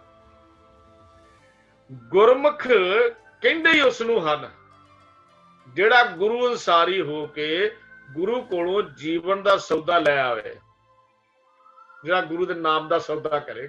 ਗੁਰਮੁਖ ਕਹਿੰਦੇ ਹੀ ਉਹਨੂੰ ਨੇ। ਹੁਣ ਅੱਜ ਬਾਰ-ਬਾਰ ਲਫ਼ਜ਼ ਗੁਰਮੁਖ ਆਇਆ ਨਾ, ਗੁਰਮੁਖ ਕਹਿੰਦੇ ਹੀ ਕਹਿੰਦੇ ਨੇ ਜਿਹੜਾ ਗੁਰੂ ਅਨਸਾਰੀ ਹੋ ਕੇ ਗੁਰੂ ਦੇ ਨਾਮ ਰੂਪੀ ਰਤਨਾਂ ਦਾ ਵਪਾਰ ਕਰੇ। ਪਰ ਜਿਹੜਾ ਰਤਨਾਂ ਦੀ ਕੀਮਤ ਨਹੀਂ ਜਾਣਦਾ, ਭਾਈ ਗੁਰਦਾਸ ਜੀ ਨੇ ਉਹਦਾ ਵੀ ਨਕਸ਼ਾ ਖਿੱਚਿਆ, ਪਾਰਖੂ ਨਹੀਂ ਬਣਿਆ। ਕਹਿੰਦੇ ਉਹ ਤਾਂ ਬਾਂਦਰ ਵਰਗਾ ਹੈ। ਬਾਂਦਰ ਦੇ ਗਲ ਵਿੱਚ ਭਾਵੇਂ ਰਤਨਾਂ ਦਾ ਹਾਰ ਪਾ ਦਿਓ, ਉਹਨੂੰ ਕੀ ਪਤਾ ਦੀ ਕੀਮਤ ਕੀ ਹੈ। ਬਾਂਦਰ ਦੇ ਗਲ ਵਿੱਚ ਕੋਈ ਰਤਨਾਂ ਦਾ ਹਾਰ ਪਾ ਦੇਈਏ ਕਿ ਬਾਂਦਰ ਉਹਦੇ ਹਾਰ ਦੀ ਕੀਮਤ ਜਾਣਦਾ। ਫਿਰ ਕਹਿੰਦੇ ਉਹ ਕੜਛੀ ਵਰਗਾ ਹੈ। ਕੜਛੀ ਭੋਜਨ ਵਿੱਚ ਫਿਰਦੀ ਹੈ, ਕਈ ਤਰ੍ਹਾਂ ਦੇ ਪਕਵਾਨ ਤਿਆਰ ਕਰ ਦਿੰਦੀ ਹੈ, ਪਰ ਕੜਛੀ ਨੂੰ ਪੁੱਛੀਏ ਦਾ ਸਵਾਦ ਕੀ ਹੈ, ਕੜਛੀ ਦੱਸ ਸਵਾਦ ਮਾਨ ਸਕਦੀ ਹੈ? ਕਹਿੰਦੇ ਨੇ ਉਹ ਤਾਂ ਕੜਛੀ ਵਰਗਾ ਹੈ ਜਿਹੜੀ ਭੋਜਨ ਤਿਆਰ ਕਰਕੇ ਉਹਦੇ ਚ ਫਿਰਦੀ ਤਾਂ ਹੈ, ਕਿਉਂਕਿ ਪਾਰਖੂ ਨਹੀਂ ਹੈ, ਉਹਨੂੰ ਕੀ ਪਤਾ। ਜਿਹੜਾ ਮਨੁੱਖ ਪਾਰਖੂ ਨਹੀਂ ਬਣਿਆ ਰਤਨਾਂ ਦੀ ਕੀਮਤ ਦੱਸ ਵੀ ਨਹੀਂ ਸਕਦਾ। ਫਿਰ ਕਹਿੰਦੇ ਨੇ ਉਹ ਤਾਂ ਉਸ ਡੱਡੂ ਵਰਗਾ ਹੈ ਜਿਹੜਾ ਚਿੱਕੜ ਵਿੱਚ ਰਹਿੰਦਾ, ਕਮਲ ਦੇ ਫੁੱਲ ਦੀ ਕੀਮਤ ਨਹੀਂ ਜਾਣਦਾ, ਚਿੱਕੜ ਨੂੰ ਜਾਣਦਾ, ਕਮਲ ਦੇ ਫੁੱਲ ਦਾ ਖੁਸ਼ਬੂ ਹੀ ਨਹੀਂ ਮੰਨਦਾ। ਉਸ ਡੱਡੂ ਵਰਗਾ ਜਿਹੜਾ ਮੱਝ ਦੇ ਥਣਾ ਨੂੰ, ਗਾਂ ਦੇ ਥਣਾ ਨੂੰ ਚੰਬੜਿਆ ਹੋਇਆ, ਉਸ ਚਿੱਚੜ ਵਰਗਾ ਹੈ ਜਿਹੜਾ ਚਿੱਚੜ ਖੂਨ ਤਾਂ ਪੀਂਦਾ, ਦੁੱਧ ਦਾ ਅੰਮ੍ਰਿਤ ਦਾ ਸਵਾਦ ਹੀ ਨਹੀਂ ਦੇਖਦਾ। ਭਾਈ ਗੁਰਦਾਸ ਜੀ ਉਦਾਹਰਨਾਂ ਬੜੀਆਂ ਕਮਾਲ ਦੀਆਂ ਦਿੰਦੇ ਨੇ। ਕਹਿੰਦੇ ਨੇ ਜਿਹੜਾ ਰਤਨਾ ਦਾ ਪਾਰਖੂ ਹੀ ਨਹੀਂ ਬਣਿਆ, ਕਹਿੰਦੇ ਉਸ ਹਿਰਨ ਵਰਗਾ ਹੈ ਜਿਹਦੀ ਨਾਭੀ ਵਿੱਚ ਕਸਤੂਰੀ ਤਾਂ ਹੈ ਪਰ ਖੁਸ਼ਬੂ ਲੱਭਣ ਲਈ ਬਾਹਰ ਤੁਰਿਆ ਫਿਰਦਾ ਹੈ। ਉਹਨੂੰ ਕੀਮਤ ਹੀ ਨਹੀਂ ਪਤਾ, ਨਾਭੀ ਦੇ ਵਿੱਚ ਪਈ ਹੋਈ ਕਸਤੂਰੀ ਦੀ ਕੀਮਤ ਕੀ ਹੈ, ਇਹ ਗੱਲ ਦਾ ਗਿਆਨ ਹੀ ਨਹੀਂ। ਕਹਿੰਦੇ ਨੇ ਉਸ ਗੁੱਜਰ ਵਰਗਾ ਹੈ ਜਿਹੜਾ ਦੁੱਧ ਵੇਚ ਕੇ ਕੇਵਲ ਖਲ ਤੇ ਪੱਠੇ ਲੈ ਕੇ ਤੁਰ ਪੈਂਦਾ, ਭਾਵ ਕੀਮਤੀ ਪਦਾਰਥ ਦੇ ਕੇ ਉਹਦੇ ਬਦਲੇ ਹੋਰ ਚੀਜ਼ਾਂ ਖਰੀਦ ਲੈਂਦਾ। ਕਹਿੰਦੇ ਇਸੇ ਤਰ੍ਹਾਂ ਹੀ ਜਿਹੜਾ ਰਤਨਾਂ ਦਾ ਪਾਰਖੀ ਨਹੀਂ, ਉਹ ਬੇਮੁਖ ਹੈ ਔਰ ਮੁੱਢੋਂ ਹੀ ਭੁੱਥਾ ਹੋਇਆ ਹੈ, ਉਹਨੂੰ ਸਾਰੇ ਦੁੱਖ ਸਹਿਣੇ ਪੈਂਦੇ ਹਨ। ਭਾਈ ਗੁਰਦਾਸ ਜੀ 34ਵੀਂ ਪੌੜੀ ਚੌਥੀ ਵਾਰ ਦੇ ਵਿੱਚ ਗੱਲ ਸਮਝਾਉਂਦੇ ਨੇ। ਰਤਨ ਮਣੀ ਗੱਲ ਬਾਂਦਰੇ ਕਿ ਹਕੀਮ ਨਾ ਜਾਣੇ, ਕਿ ਬਾਂਦਰ ਦੇ ਗਲ 'ਚ ਰਤਨਾਂ ਦੀ ਮਣੀ ਪਾ ਦਿਓ, ਉਹਨੂੰ ਕੀ ਪਤਾ ਦੀ ਕੀਮਤ ਕੀ ਹੈ। ਕੜਛੀ ਸਾਉ ਨਾ ਸੰਭਲੇ ਭੋਜਨ ਰਸ ਖਾਣੇ, ਹੁਣ ਕੜਛੀਆਂ ਫੁਰਨ ਗੁਰੂ ਸਾਹਿਬ ਨੇ ਬਾਣੀ ਚ ਲਿਖਿਆ, ਨਾਨਕ ਕੜਛੀਆਂ ਫੁਰਨ ਸਵਾਦ ਨਾ ਜਾਣਨ ਸੁੰਝੀਆਂ, ਸੁੰਝੀਆਂ ਦਾ ਮਤਲਬ ਖਾਲੀ, ਸਵਾਦ ਹੀ ਨਹੀਂ ਮੰਨਦੀਆਂ। ਕਹਿੰਦੇ ਡੱਡੂ ਚਿੱਕੜ ਵਾਸ ਹੈ ਕਵਲੇ ਨਾ ਸਿਆਣੇ, ਕਵਲ ਨੂੰ ਸਾਂਦਾ ਹੀ ਨਹੀਂ। ਨਾਭ ਕਥੂਰੀ ਮਿਰਗ ਦਾ ਫਿਰਦਾ ਹੈ ਰਾਣੇ, ਗੁੱਜਰ ਗੋਰਖ ਵੇਚ ਕੇ ਖਲ ਸੂੜੀ ਆਨੇ, ਬੇਮੁਖ ਮੂਲੋਂ ਪੁੱਥਿਆ ਦੁੱਖ ਸਹੇ ਜਮਾਨੇ। ਇਸ ਤਰ੍ਹਾਂ ਬੇਮੁਖ ਹੈ ਜਿਹੜਾ ਰਤਨਾਂ ਦੀ ਕੀਮਤ ਨਹੀਂ ਜਾਣਦਾ। ਰਤਨਾਂ ਦੀ ਕੀਮਤ ਬਿਰਲਾ ਮਨੁੱਖ ਜਾਣਦਾ ਹੈ, ਲੇਕਿਨ ਗੁਰੂ ਅਨੁਸਾਰੀ ਗੁਰੂ ਦੀ ਸ਼ਰਨ ਵਿੱਚ ਪੈ ਕੇ ਉਹਨੂੰ ਇਸ ਜੀਵਨ ਰੂਪੀ ਰਤਨ ਦੀ ਕੀਮਤ ਪਤਾ ਲੱਗ ਜਾਂਦੀ ਹੈ। ਗੁਰਮੁਖ ਪਰਖੈ ਰਤਨ ਸੁਭਾਏ, ਸਹਿਜੇ ਹੀ ਉਹ ਰਤਨ ਦੀ ਪਰਖ ਕਰ ਲੈਂਦਾ ਹੈ। ਜੀਵਨ ਵੀ ਰਤਨ ਹੈ, ਨਾਮ ਵੀ ਰਤਨ ਹੈ, ਔਰ ਇਸ ਕੀਮਤੀ ਰਤਨ ਨੂੰ ਵਿਹਾਜਦਾ ਹੈ। ਗੁਰਮੁਖ ਸਾਚੀ ਕਾਰ ਕਮਾਏ, ਬਸ ਇਹੀ ਸੱਚੀ ਕਾਰ ਹੈ ਗੁਰਮੁਖ ਦੀ। ਕਿਹੜੀ? ਰਤਨਾਂ ਨੂੰ ਵਿਹਾਜਣਾ, ਰਤਨਾਂ ਦਾ ਵਪਾਰ ਕਰਨਾ। ਉਹ ਫਿਰ ਹੋਰ ਕਾਰ ਨਹੀਂ ਕਰਦਾ ਤੇ ਨਾ ਹੀ ਹੋਰ ਪਾਸੇ ਵੱਲ ਉਹਦਾ ਧਿਆਨ ਜਾਂਦਾ ਹੈ।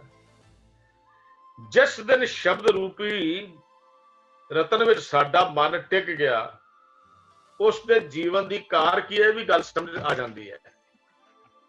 ਜੀਵਨ ਕਰਨਾ ਕੀ ਹੈ, ਜੀਵਨ ਚਲਾਉਣਾ ਕਿਵੇਂ ਹੈ, ਜੀਵਨ ਨਿਭਾਉਣਾ ਕਿਵੇਂ ਹੈ, ਇਹ ਸਮਝ ਕਿਸ ਦਿਨ ਆਉਂਦੀ ਹੈ?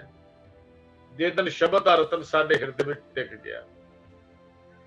ਉਹਦੀ ਜੀਵਨ ਦੀ ਘਾਲਣਾ ਵੀ ਸੱਚੀ ਹੋ ਜਾਂਦੀ ਹੈ, ਉਹਦੀ ਜੀਵਨ ਦੀ ਕਿਰਤ ਵੀ ਸੱਚੀ ਹੋ ਜਾਂਦੀ ਹੈ, ਉਹਦਾ ਜੀਵਨ ਦਾ ਢੰਗ ਵੀ ਸੱਚਾ ਹੋ ਜਾਂਦਾ ਹੈ, ਉਹਦਾ ਨਿਤ ਦਾ ਕਰਮ ਵੀ ਸੇਵਾ ਸੁਰਤ ਸ਼ਬਦ ਵਿਚਾਰ ਵਿੱਚ ਲੱਗ ਜਾਂਦਾ ਹੈ। ਉਹਦੇ ਜੀਵਨ ਦਾ ਨਿਤ ਦਾ ਕਰਮ ਵੀ ਜਿਹੜਾ ਹੈ ਸੇਵਾ ਸ਼ਬਦ ਵਿਚਾਰ, ਉਹਦੇ ਜੀਵਨ ਇਸ ਪਾਸੇ ਲੱਗ ਜਾਂਦਾ ਹੈ। ਗੁਰੂ ਮਹਾਰਾਜ ਗੁਰੂ ਨਾਨਕ ਸਾਹਿਬ ਜੀ ਨੇ ਪ੍ਰਭਾਤੀ ਰਾਗ 'ਚ ਇੱਕ ਬਚਨ ਲਿਖਿਆ, ਕਹਿੰਦੇ ਨੇ ਸੇਵਾ ਸੁਰਤ ਸ਼ਬਦ ਵਿਚਾਰ, ਜਪ ਤਪ ਸੰਜਮ ਹਉਮੈ ਮਾਰ, ਜੀਵਨ ਮੁਕਤ ਜਾ ਸ਼ਬਦ ਸੁਨਾਏ। ਕਹਿੰਦੇ ਉਹ ਤਾਂ ਜੀਵਨ ਮੁਕਤ ਹੈ, ਉਹ ਤਾਂ ਸਦਾ ਸੁਖੀ ਹੈ ਜਿਸ ਸ਼ਬਦ ਵਿੱਚ ਸੁਰਤ ਜੋੜ ਲਈ, ਉਹਦੀ ਕਾਰ ਵੀ ਸੱਚੀ ਹੈ। ਜੀਵਨ ਦਾ ਢੰਗ ਆ ਗਿਆ, ਜੀਵਨ 'ਚ ਪਤਾ ਲੱਗ ਗਿਆ ਕੀ ਕਰਨਾ ਕੀ ਨਹੀਂ ਕਰਨਾ। ਫਿਰ ਕਹਿੰਦੇ ਨੇ ਗੁਰਮੁਖ ਸਾਚੇ ਮਨ ਪਤੀ ਆਏ, ਵੀ ਗੁਰੂ ਅਨੁਸਾਰੀ ਜਿਹੜਾ ਮਨੁੱਖ ਹੈ ਉਹ ਫਿਰ ਪਰਵਾਹ ਨਹੀਂ ਕਰਦਾ, ਉਹਦੀ ਦਾ ਜੀਵਨ ਦਾ ਢੰਗ ਜਿਹੜਾ ਹੈ ਮਨ ਪਤੀਜਿਆ ਰਹਿੰਦਾ ਹੈ, ਮਨ ਸੱਚੇ ਪ੍ਰਭੂ ਦੇ ਮਨ ਵਿੱਚ ਨਾਮ ਵਿੱਚ ਹਮੇਸ਼ਾ ਹੀ ਲੱਗਾ ਰਹਿੰਦਾ ਹੈ। ਪਤਿਆ ਦਾ ਮਤਲਬ ਪਤੀਜ ਜਾਣਾ, ਪੂਰੀ ਤਰ੍ਹਾਂ ਪਤੀਜ ਜਾਣਾ। ਮਨ ਰਾਤੋਂ ਹਰ ਨਾਏ, ਇਹਦੇ ਵਿੱਚ ਪਰਮੇਸ਼ਰ ਦੇ ਨਾਮ ਵਿੱਚ ਸੱਚ ਵਿਖਾਣਿਆ, ਲੋਕਾਂ ਦਾ ਕਿਆ ਜਾਏ ਜਾਂ ਤੁਧ ਭਾਣਿਆ। ਤੇ ਲੋਕਾਂ ਦੀ ਕੀ ਪਰਵਾਹ ਜਦ ਮੈਂ ਤੈਨੂੰ ਚੰਗਾ ਲੱਗ ਗਿਆ। ਉਹ ਫਿਰ ਦੁਨੀਆ ਦੀ ਪਰਵਾਹ ਨਹੀਂ ਕਰਦਾ, ਲੋਕੀ ਕੀ ਕਹਿਣਗੇ। ਕੋਈ ਪਾਗਲ ਕਹੇਗਾ, ਕੋਈ ਦੀਵਾਨਾ ਕਹੇਗਾ, ਕੋਈ ਵਿਚਾਰਾ ਕਹੇਗਾ, ਪਰ ਨਾਨਕ ਤੇਰੇ ਦਰ ਦਾ ਸੇਵਕ ਬਣਿਆ ਹੋਇਆ। ਨਾਨਕ ਨੂੰ ਇਹਨਾਂ ਮਿਹਣਿਆਂ ਦੀ ਇਹਨਾਂ ਤਾਨਿਆਂ ਦੀ ਕੋਈ ਪਰਵਾਹ ਨਹੀਂ। ਕਿਹਾ ਨਾ ਕੋਈ ਆਖੇ ਭੂਤਨਾ, ਕੋਈ ਕਹੇ ਬੇਤਾਲਾ, ਕੋਈ ਭੂਤਨਾ ਵੀ ਕਹਿੰਦਾ, ਕੋਈ ਬੇਤਾਲਾ ਵੀ ਕਹਿੰਦਾ। ਪਰਮੇਸ਼ਰ ਦੀ ਬੰਦਗੀ ਕਰਨ ਵਾਲਾ ਰਤਨਾਂ ਦਾ ਪਾਰਖੂ ਇਹਨਾਂ ਮਿਹਣਿਆਂ ਤਾਨਿਆਂ ਦੀ ਕੋਈ ਪਰਵਾਹ ਨਹੀਂ ਕਰਦਾ। ਉਹਨਾਂ ਨੂੰ ਪਤਾ ਹੀ ਨਹੀਂ ਦੁਨੀਆ ਦੇ ਲੋਕਾਂ ਨੂੰ ਸੱਚ ਕੀ ਹੈ ਝੂਠ ਕੀ ਹੈ, ਪਰ ਰਤਨ ਦੇ ਵਪਾਰੀ ਸੱਚ ਨਾਲ ਜੁੜੇ ਹੋਏ ਹਨ। ਉਹ ਤਾਂ ਇਹ ਸਮਝਦਾ ਜਬ ਲਗ ਜਿਉ ਪ੍ਰਾਨ ਸੱਚ ਧਿਆਈਐ, ਉਹਨੂੰ ਇਹ ਗੱਲ ਸਮਝ ਆ ਜਾਂਦੀ ਹੈ, ਪਰਵਾਹ ਨਹੀਂ ਕਰਦਾ ਦੁਨੀਆ ਦੀ। ਲਾਹਾ ਹਰ ਗੁਣ ਗਾਏ ਮਿਲੇ ਸੁਖ ਪਾਈਐ, ਗੁਰਮੁਖ ਸਾਚੇ ਮਨ ਪਤਿਆਏ, ਲਾਹਾ ਹਰ ਗੁਣ ਗਾਏ, ਉਹਨੂੰ ਗੱਲ ਸਮਝ ਆ ਗਈ। ਲਾਹਾ ਜਿਹੜਾ ਹੈ ਪਰਮੇਸ਼ਰ ਦੇ ਨਾਮ ਵਿੱਚ ਹੈ। ਤੇ ਕਹਿੰਦਾ ਕੀ ਹੈ, ਸੱਚੀ ਤੇਰੀ ਕਾਰ ਦੇ ਦਿਆਲ ਤੂੰ, ਹੋ ਜੀਵਾ ਤੁਧ ਸਲਾਹੇ ਮੈਂ ਟੇਕ ਆਧਾਰ ਤੂੰ। ਇਹ ਵਾਹਿਗੁਰੂ ਮੈਨੂੰ ਆਪਣੇ ਨਾਮ ਰੂਪੀ ਕਾਰ ਦੇ, ਮੈਂ ਤੇਰੀ ਬੰਦਗੀ ਵਿੱਚ ਜੁੜਿਆ ਰਹਾ, ਤੇਰੇ ਨਾਮ ਵਿੱਚ ਜੁੜਿਆ ਰਹਾ, ਮੇਰੀ ਜ਼ਿੰਦਗੀ ਦਾ ਆਸਰਾ ਤੇਰਾ ਨਾਮ ਬਣ ਜਾਏ। ਕੌਣ? ਜਿਹੜਾ ਗੁਰਮੁਖ ਹੈ। ਮਨਮੁਖ ਰਤਨਾ ਦੀ ਕੀਮਤ ਨਹੀਂ ਜਾਣਦਾ, ਉਹ ਤਾਂ ਬਾਂਦਰ ਵਰਗਾ ਹੈ, ਉਹ ਡੱਡੂ ਵਰਗਾ ਹੈ, ਉਹ ਕੜਛੀਆਂ ਵਰਗਾ ਹੈ, ਉਹ ਹਿਰਨ ਵਰਗਾ ਹੈ ਜਿਹੜਾ ਨਾਭੀ ਦੀ ਕਸਤੂਰੀ ਦਾ ਸਵਾਦ ਨਹੀਂ ਦੇਖਦਾ। ਉਹ ਤਾਂ ਉਸ ਗੁਲਾਲੇ ਵਰਗਾ ਹੈ, ਦੁੱਧ ਦੇ ਬਦਲੇ ਪੱਠੇ ਖਰੀਦਣ ਵਾਲਾ। ਕਹਿੰਦੇ ਨੇ ਜਿਹੜੇ ਗੁਰਮੁਖ ਹਨ, ਗੁਰੂ ਅਨਸਾਰੀ ਹਨ, ਉਹ ਜੀਵਨ ਦਾ ਲਾਹਾ ਖੱਟ ਲੈਂਦੇ ਹਨ। ਗੁਰਮੁਖ ਸਾਚੇ ਮਨ ਪਤਿਆਏ। ਤੋ ਸਤਿਗੁਰੂ ਜੀ ਫਿਰ ਕਹਿੰਦੇ ਗੁਰਮੁਖ ਅਲਖ ਲਖਾਏ ਤਿਸ ਭਾਵੈ। ਅਲਖ ਲਖਾਏ, ਲੱਖ ਜਿਸ ਦਾ ਕੋਈ ਖਾਸ ਲੱਛਣ ਨਹੀਂ ਹੈ, ਕੋਈ ਦਿਸਦਾ ਨਹੀਂ, ਜਿਹੜਾ ਅੱਖਾਂ ਨਾਲ ਜਿਸ ਦੇ ਅੱਖ ਲੱਛਣਾਂ ਨੂੰ ਦੇਖਿਆ ਨਹੀਂ ਜਾ ਸਕਦਾ, ਜਿਹਦਾ ਸਰੂਪ ਅਸੀਂ ਮੂਲ ਮੰਤਰ ਵਿੱਚ ਪੜਿਆ ਹੈ, ਜਿਹਦਾ ਕੋਈ ਚੱਕਰ ਚਿੰਨ੍ਹ ਨਿਸ਼ਾਨ ਨਹੀਂ ਹੈ, ਜਿਹਦੀ ਕੋਈ ਵਰਨ ਜਾਤ ਕੁਲ ਨਹੀਂ ਹੈ। ਅਲਖ, ਜਿਹਦਾ ਕੋਈ ਖਾਸ ਲੱਛਣ ਨਹੀਂ। ਗੁਰਮੁਖ ਅਲਖ ਲਖਾਏ ਤਿਸ ਭਾਵੇ। ਸਾਹਿਬ ਜੀ ਕਹਿੰਦੇ ਨੇ ਜਦੋਂ ਗੁਰੂ ਅਨਸਾਰੀ ਹੋ ਜਾਂਦਾ, ਗੁਰੂ ਅਨਸਾਰੀ ਨੂੰ ਉਸ ਬੇਅੰਤ ਪ੍ਰਭੂ ਦੀ ਸੂਝ ਦਾ ਵੀ ਪਤਾ ਲੱਗ ਜਾਂਦਾ ਹੈ, ਜਿਹਦੇ ਲੱਛਣ ਨਹੀਂ ਜਾਂ ਜੋ ਆਮ ਅੱਖਾਂ ਨਾਲ ਵੇਖਿਆ ਨਹੀਂ ਜਾ ਸਕਦਾ। ਗੁਰਮੁਖ ਦੀ ਪਹੁੰਚ ਉੱਥੇ ਤੱਕ ਹੋ ਜਾਂਦੀ ਹੈ। ਗੁਰਮੁਖ ਦੀ ਪਹੁੰਚ ਉੱਥੇ ਤੱਕ ਹੋ ਜਾਂਦੀ ਹੈ, ਉਹਦੇ ਗੁਣਾਂ ਨਾਲ ਉਹਦੀ ਸਾਂਝ ਬਣ ਜਾਂਦੀ ਹੈ। ਔਰ ਕੇਵਲ ਆਪ ਹੀ ਨਹੀਂ, ਉਹ ਹੋਰਨਾਂ ਨੂੰ ਵੀ ਗੁਰੂ ਦੇ ਦੱਸੇ ਹੋਏ ਮਾਰਗ ਤੇ ਤੋਰਦਾ ਹੈ। ਗੁਰਮੁਖ ਨੂੰ ਰਸਤਾ ਪਤਾ ਲੱਗ ਗਿਆ, ਗੁਰੂ ਨੂੰ ਮਾਰਗ ਪਤਾ ਲੱਗ ਗਿਆ। ਹੁਣ ਜਿਹਨੂੰ ਰਸਤੇ ਦਾ ਪਤਾ, ਉਹੀ ਰਸਤਾ ਦੱਸ ਸਕਦਾ ਨਾ। ਕਿਸੇ ਅਣਜਾਣ ਕੋਲੋਂ ਰਸਤਾ ਪੁੱਛ ਵੀ ਲਿਆ ਜਾਏ, ਜੇ ਉਹ ਦੱਸ ਵੀ ਦਵੇ ਤੇ ਉਹ ਗਲਤ ਰਸਤਾ ਕਦੀ ਮੰਜ਼ਿਲ ਤੇ ਨਹੀਂ ਲਿਜਾ ਸਕਦਾ। ਅਣਜਾਣ ਵਿਅਕਤੀ ਇਹ ਮੀਲ ਪੱਥਰ ਕਿਉਂ ਲੱਗੇ ਹੋਏ ਹਨ, ਕਿਲੋਮੀਟਰਾਂ ਦੇ ਪੱਥਰ ਕਿਉਂ ਲਾਏ ਹੋਏ ਸਰਕਾਰਾਂ ਨੇ? ਤਦ ਕਿ ਕੋਈ ਭੁਲੇਖਾ ਖਾ ਕੇ ਰਸਤਾ ਨਾ ਭੁੱਲ ਜਾਏ। ਕਿ ਸਿਟੀ ਵੱਲ ਜਾਣਾ ਦੇ ਬੋਰਡ ਕਿਉਂ ਲੱਗੇ ਹੋਏ ਹਨ? ਇਸੇ ਵਾਸਤੇ। ਗੁਰਮੁਖ ਨੂੰ ਇਹ ਗੱਲ ਸਾਰੀ ਸਮਝ ਆ ਜਾਂਦੀ ਹੈ, ਜਿਹੜਾ ਗੁਰੂ ਦੇ ਨਾਮ ਵਿੱਚ ਰੰਗਿਆ ਹੋਇਆ, ਉਹਨੂੰ ਇਹ ਸਾਰੀ ਗੱਲ ਸਮਝ ਆ ਜਾਂਦੀ ਹੈ। ਤੇ ਸਾਹਿਬ ਜੀ ਫਿਰ ਕਹਿੰਦੇ ਨੇ ਜਦੋਂ ਇਸ ਪੋਜੀਸ਼ਨ ਤੇ ਚਲਾ ਗਿਆ, ਨਾਨਕ ਗੁਰਮੁਖ ਚੋਟ ਨਾ ਖਾਵੇ। ਜਿਹੜਾ ਗੁਰਮੁਖ ਹੈ, ਭਾਵ ਗੁਰੂ ਅਨਸਾਰੀ ਹੈ, ਜਿਹੜਾ ਗੁਰੂ ਦੀ ਸ਼ਰਨ ਵਿੱਚ ਪਿਆ ਹੋਇਆ ਹੈ, ਜਿਹੜਾ ਗੁਰੂ ਦੇ ਦਰ ਤੇ ਟਿਕ ਗਿਆ ਹੈ, ਜਿਹੜਾ ਗੁਰੂ ਦੇ ਰਸਤੇ ਤੇ ਤੁਰਦਾ ਹੈ, ਉਹ ਫਿਰ ਵਿਕਾਰਾਂ ਦੀਆਂ ਚੋਟਾਂ ਨਹੀਂ ਖਾਂਦਾ, ਕਿਉਂਕਿ ਉਹਨੂੰ ਰਸਤਾ ਪਤਾ ਲੱਗ ਗਿਆ, ਉਹਨੂੰ ਰਸਤੇ ਦੀ ਸਮਝ ਆ ਗਈ। ਗੁਰਮੁਖਾਂ ਨੂੰ ਪੰਥ ਪ੍ਰਗਟਾ, ਪ੍ਰਗਟਾ ਦਾ ਤਾਂ ਰਸਤੇ ਦਾ ਪਰਦਾ ਹੋ ਗਿਆ, ਕਿਹੜਾ ਰਸਤਾ ਚੱਲਦਾ। ਦਰ ਠਾਕ ਨਾ ਕੋਈ ਪਾਏ, ਉਹਨਾਂ ਦੀ ਜ਼ਿੰਦਗੀ ਵਿੱਚ ਕੋਈ ਰੁਕਾਵਟ ਵੀ ਨਹੀਂ ਪੈਂਦੀ। ਹਰ ਨਾਮ ਸਲਾਹਨ, ਨਾਮ ਮਨ ਨਾਮ ਰਹਿ ਲਿਵ ਲਾਏ। ਹਰ ਨਾਮ ਸਲਾਹਨ ਮਨ, ਤੇ ਕਹਿੰਦੇ ਨਾਮ ਰਹਿ ਲਿਵ ਲਾਏ। ਉਸ ਨਾਮ ਸਲਾਉਂਦੇ ਨੇ ਮਨ ਵਿੱਚ, ਔਰ ਆਪਣੀ ਸੁਰਤ ਵਿੱਚ ਨਾਮ ਜੋੜ ਕੇ ਰੱਖਦੇ ਹਨ। ਆਪ ਨਾਮ ਅਨੁਸਾਰੀ ਹੋ ਜਾਂਦੇ ਹਨ। ਅਨਹਦ ਧੁਨੀ ਦਰ ਵੱਜਦੇ, ਦਰ ਸੱਚੇ ਸ਼ੋਭਾ ਪਾਏ। ਉਹ ਲਗਾਤਾਰ ਸ਼ਬਦ ਦਾ ਰਸ ਮਾਣਦੇ ਹਨ, ਔਰ ਸੱਚੇ ਦੇ ਦਰ ਤੇ ਉਹਨਾਂ ਨੂੰ ਮਾਣ ਮਿਲਦਾ ਹੈ। ਸੱਚੇ ਦੇ ਦਰ ਤੇ ਉਹਨਾਂ ਨੂੰ ਮਾਣ ਮਿਲਦਾ ਹੈ। ਜਿਹੜੇ ਗੁਰੂ ਅਨੁਸਾਰੀ ਹਨ, ਗੁਰੂ ਦੇ ਮੁਤਾਬਕ ਜ਼ਿੰਦਗੀ ਨੂੰ ਜਿਉਂਦੇ ਹਨ, ਉਹਨਾਂ ਦੇ ਜੀਵਨ ਵਿੱਚ ਕੋਈ ਰੁਕਾਵਟ ਖੜੀ ਨਹੀਂ ਹੁੰਦੀ, ਔਰ ਨਾ ਹੀ ਉਹ ਵਿਕਾਰਾਂ ਦੀਆਂ ਚੋਟਾਂ ਖਾਂਦੇ ਹਨ। ਇਹ ਮਹਾਰਾਜ ਸੱਚੇ ਪਾਤਸ਼ਾਹ ਬਚਨ ਕਰਦੇ ਵੀ ਗੁਰਮੁਖ ਜੋ ਗੁਰੂ ਦੇ ਕਹੇ ਤੇ ਤੁਰਦਾ ਹੈ, ਉਹ ਨਾਮ ਰਤਨ ਨੂੰ ਲੱਭ ਲੈਂਦਾ ਹੈ, ਔਰ ਸੁਰਤ ਜੋੜ ਕੇ ਉਸ ਨਾਮ ਰਤਨ ਵਿੱਚ ਜੁੜਿਆ ਰਹਿੰਦਾ ਹੈ।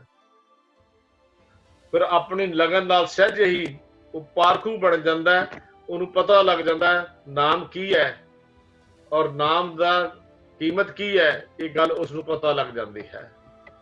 ਨਾਮ ਰਤਨ ਵਿੱਚ ਸੁਰਤ ਜੋੜ ਕੇ ਉਹਨੂੰ ਉਹਦੀ ਜ਼ਿੰਦਗੀ ਦੀ ਕਾਰ ਵੀ ਵਧੀਆ ਬਣ ਜਾਂਦੀ ਹੈ। ਭਾਵ ਔਰ ਨਿਰ ਕਰਨੀ ਉਹਦਾ ਜੀਵਨ ਦੀ ਰਹਿਤ, ਜੀਵਨ ਦਾ ਢੰਗ ਸਭ ਵਧੀਆ ਬਣ ਜਾਂਦਾ ਹੈ ਔਰ ਉਹਦਾ ਮਨ ਗੁਰੂ ਨਾਲ ਭਤੀਜਿਆ ਰਹਿੰਦਾ ਹੈ। ਉਸ ਪ੍ਰਭੂ ਦੇ ਦੀਦਾਰ ਹੁੰਦੇ ਨੇ ਜਿਹੜਾ ਅੱਖਾਂ ਨਾਲ ਵੇਖਿਆ ਨਹੀਂ ਜਾ ਸਕਦਾ, ਭਾਵ ਉਸ ਪ੍ਰਭੂ ਦੇ ਗੁਣਾਂ ਦੀ ਸਮਝ ਆ ਜਾਂਦੀ ਹੈ। ਔਰ ਐਸੇ ਗੁਰੂ ਕੇ ਪਿਆਰੇ ਨੂੰ ਜਿਹੜਾ ਨਾਮ ਦੇ ਰਤਨਾਂ ਨੂੰ ਸਮਝ ਲੈਂਦਾ ਹੈ, ਪਾਰਖੂ ਬਣ ਜਾਂਦਾ ਹੈ, ਉਹਨੂੰ ਵਿਕਾਰਾਂ ਦੀਆਂ ਚੋਟਾਂ ਵੀ ਨਹੀਂ ਖਾਣੀਆਂ ਪੈਂਦੀਆਂ। ਉਹ ਸੁਰਖਰੂ ਹੋ ਕੇ ਪਰਮੇਸ਼ਰ ਦੇ ਘਰ ਵਿੱਚ ਪਹੁੰਚ ਜਾਂਦਾ ਹੈ, ਉਹਦਾ ਲੋਕ ਪਰਲੋਕ ਸਹੇਲਾ ਹੋ ਜਾਂਦਾ ਹੈ। ਇਹਨੇ ਬਚਨ ਪ੍ਰਵਾਨ ਕਰਨੇ ਜੀ। ਹੋਈਆਂ ਭੁੱਲਾਂ ਚੁੱਕਾਂ ਦੀ ਖਿਮਾ। ਸਾਰਿਆਂ ਨੂੰ ਬੇਨਤੀ ਹੈ ਪਿਆਰ ਸਹਿਤ ਫਤਿਹ ਬੁਲਾਓ। ਵਾਹਿਗੁਰੂ ਜੀ ਕਾ ਖਾਲਸਾ, ਵਾਹਿਗੁਰੂ ਜੀ ਕੀ ਫਤਿਹ।